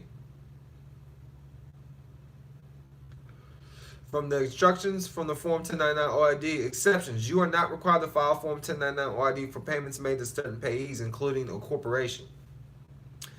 Therein lies their little secret. Not only is there no requirement for you to file the 1099 OIDs, they are hoping you do not. Because if you do not, that's the big thank you for the gift. Because that is what you have just given them by not filing. According to the information in the IRS publication, once you file the first 1099 OID as payer with the bank as recipient nominee, the bank is now under an obligation to file the second 1099 OID showing your all caps name as recipient and their name as payer. But the bank has no obligation to file until we file the 1099 OID naming them as recipient nominee. Now, in the perfect world where everyone operates in honor, once you took care of your filings and the bank did theirs, you would get refunds without hassles. Unfortunately, we do not live in a perfect world. We are dealing with the banking industry, and that is full of dishonor, has been hijacking our credit, labor, and energy, and those that came before us for centuries. So the issue becomes what to do if and when the bank fails or declines to file the second 1099 OID. Therefore, the procedure would be 1099A, your name as the lender and the bank as the borrower. 1099 OID, your name as payer, and the bank as the recipient nominee. You mail this to the banks with a cover letter explaining why you filed the 1099s and their duties and obligations and what will happen should they act dishonorably and fail to perform as stipulated in the letter. The banks get a copy of the 1099A, the banks get a copy of the 1099 OID, and then the draft copy of the 1099 OID, bank as payer showing bank what they should file with the IRS. The second OID filing, that should the bank fail to file the 1099 OID per your instruction? The 1099 OID showing bank as payer and your name as recipient. You mail this to the banks again, and you send a copy of the newly filed 1099 OID to the banks in a cover letter. Final step, you submit the return to the IRS. In commerce, we are dealing with the debtors and creditors, and those who play accessory or supporting roles. In commerce, we are dealing with the honor and dishonor. To be a creditor is to stay in honor.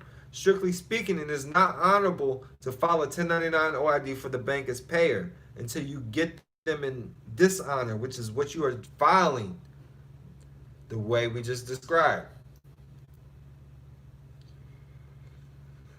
Before you begin with the 1099, this is the 1099A instructions. Please go through these instructions completely before beginning and making your own decisions. This is what I would do. Before I would begin, I keep in mind that there are 3 forms on each sheet of the 1099A. This is also true for the 1099 OID. But until recently, the Form 1099 OID used to have 2 forms to fill out. But it doesn't change anything. Starting with the first box labeled lender's name, you enter your corporation information, your strawman name, the name, address, etc. You make sure you have your status properly established first. We're going to want to have a virtual address. We're going to want to have a virtual email, virtual phone number. You're going to want to have all these things. You're going to want to have your corporation already reporting on the public side. You're going to want to have a trust declaration established. You're going to want to have your proper status correction as an unincorporated business with the Record Deeds Office. There's a lot of different things. Being a friend of the United States corporation, so you're no longer an enemy, because you know you're going to court. It says state versus you, your straw man name. That makes you an enemy. You're going to want to have to correct all these so you can be on the do not solicit list, do not detain list. So starting with the box labeled lender's name, That's your corporation name, your strawman name. And the information that's recorded on your bill. Now the lender's federal ID, that's your social and the EIN format, which would be 12-3456-789. Now the borrower's ID number, you enter the borrower's billing EIN number. This may be available on your wages, income tax statements received from the IRS. There's certain ways you can look it up. There's different ways you can look it up. But this is why, before you look it up, you send them a W-9 because you're requesting this. You always give them 10 days to cure and give you this information first before you go do it. So you remained in honor. Silence is acquiescence. If they don't respond, it's acquiescence for you to move forward and proceed. It's what they do to you. Now the borrower's name, enter the information of whoever was paid, the debtor or the biller. If for a court case, enter the judge's or prosecutor's name. The address will be headquartered of the debtor or the address of the court proceedings. The account number, here you will enter the tracking or the account number or routing number for a bank transaction. If it's a court case, you enter the court case number. Now back to the top of the Form 1099A, date of the lender, box 1, date of lenders, etc. This will be the date of your last statement. For a mortgage, car note, or other transaction with a promissory note attached, this will be the date you signed for the note. For a court case, this will be the date the case was filed using the opposing attorney as debtor. This will be the date judgment was issued and the name of the judge as debtor for cases which judgment has been passed. For debts listed on your credit report, enter the date you accessed your report. Balance of principal outstanding, this will be the total payment and or deposits made to that account or vendor that year. How much have you paid to them?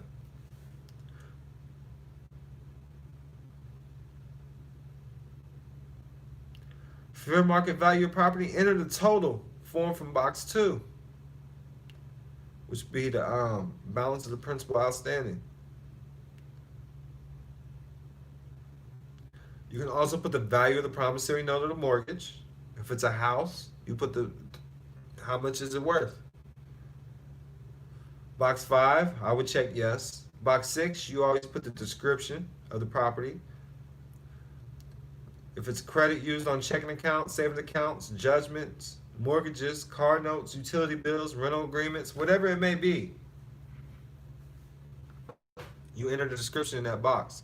Once completed, the information on these forms 1099A needs to be entered onto Form 1096. This form will serve as the cover letter for your completed Forms 1099A.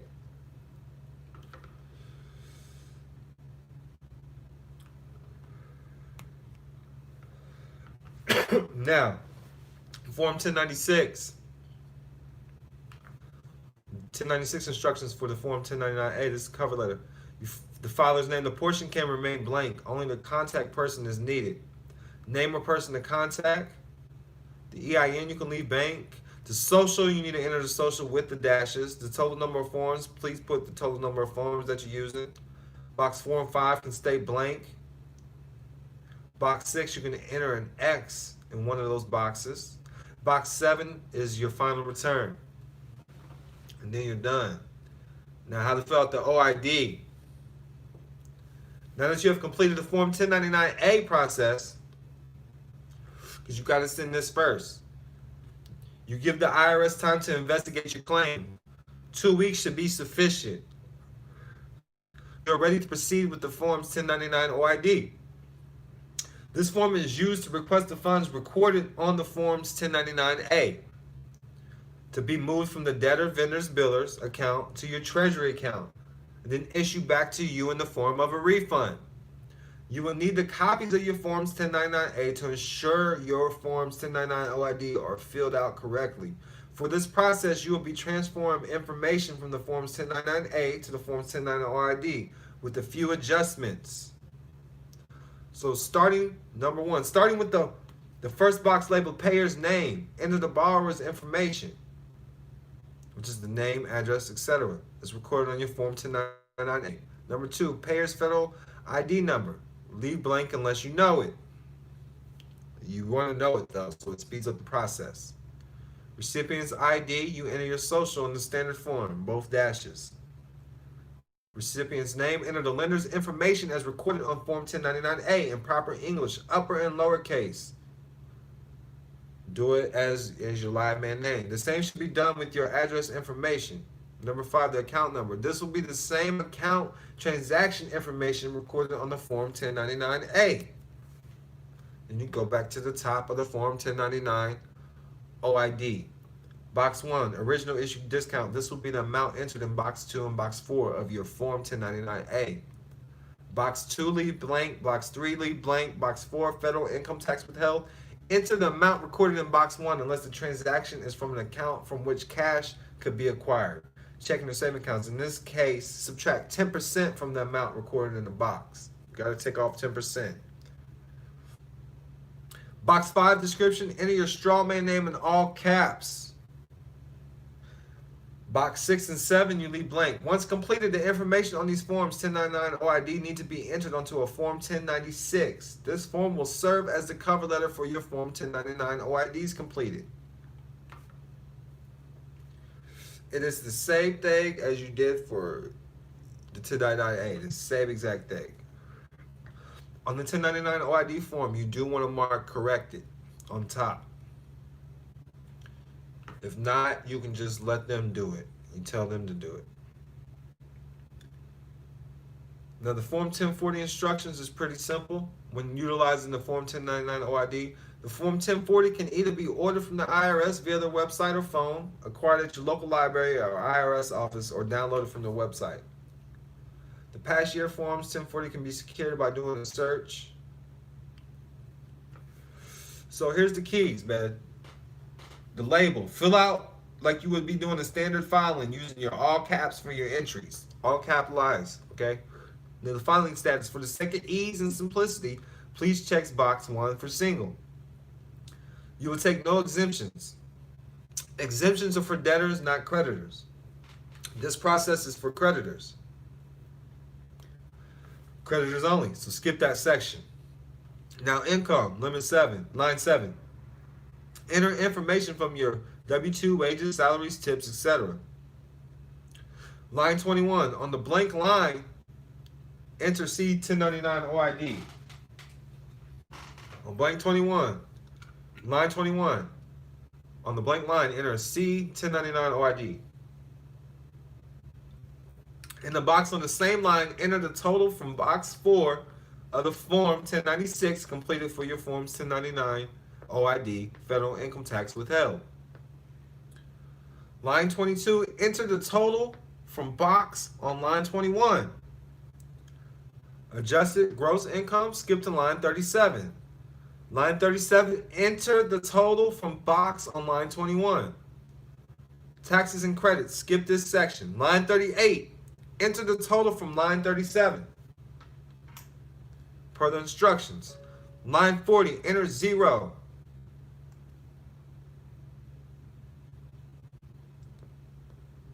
Line 41, enter total from line 38. Line 43, 44, 46, 55, and 56, enter 0.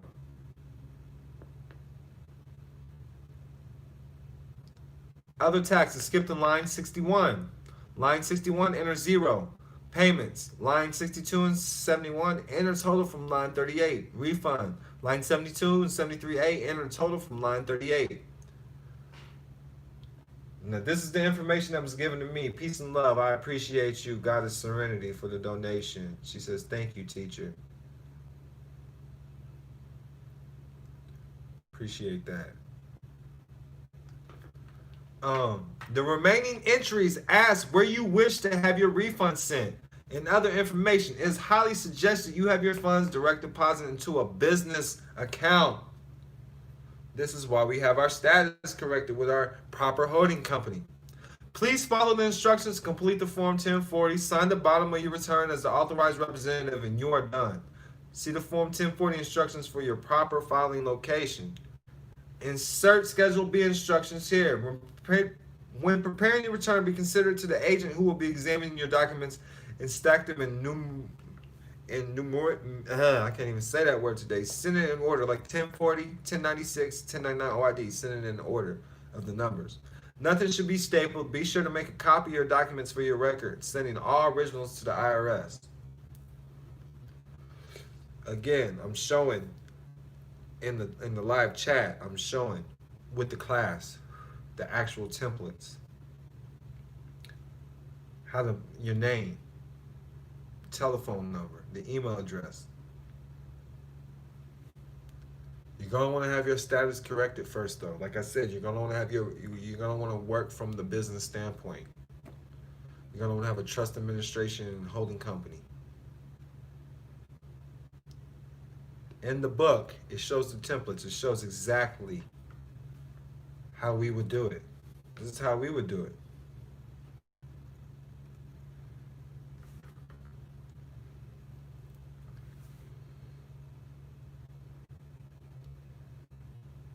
So that's the 1099 OID, 1099A, 1096.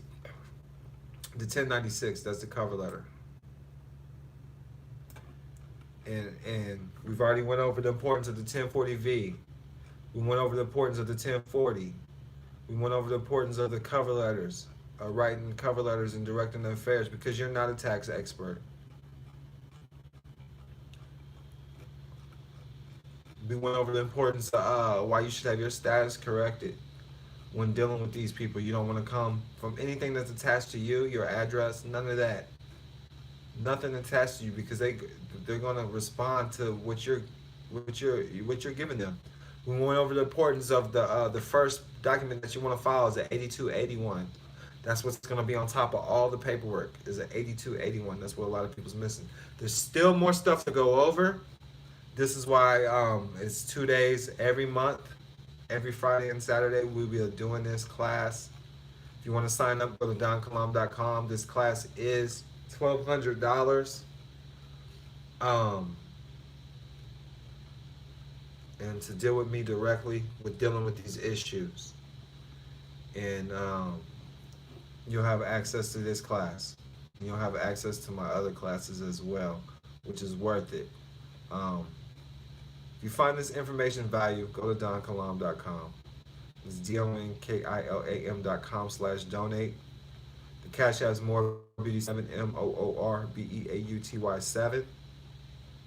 And tomorrow we're gonna go over the importance of the W8 bin. So I went over what you should do, what you should file, what I would do, why it's important, the receipts. Like, subscribe, share.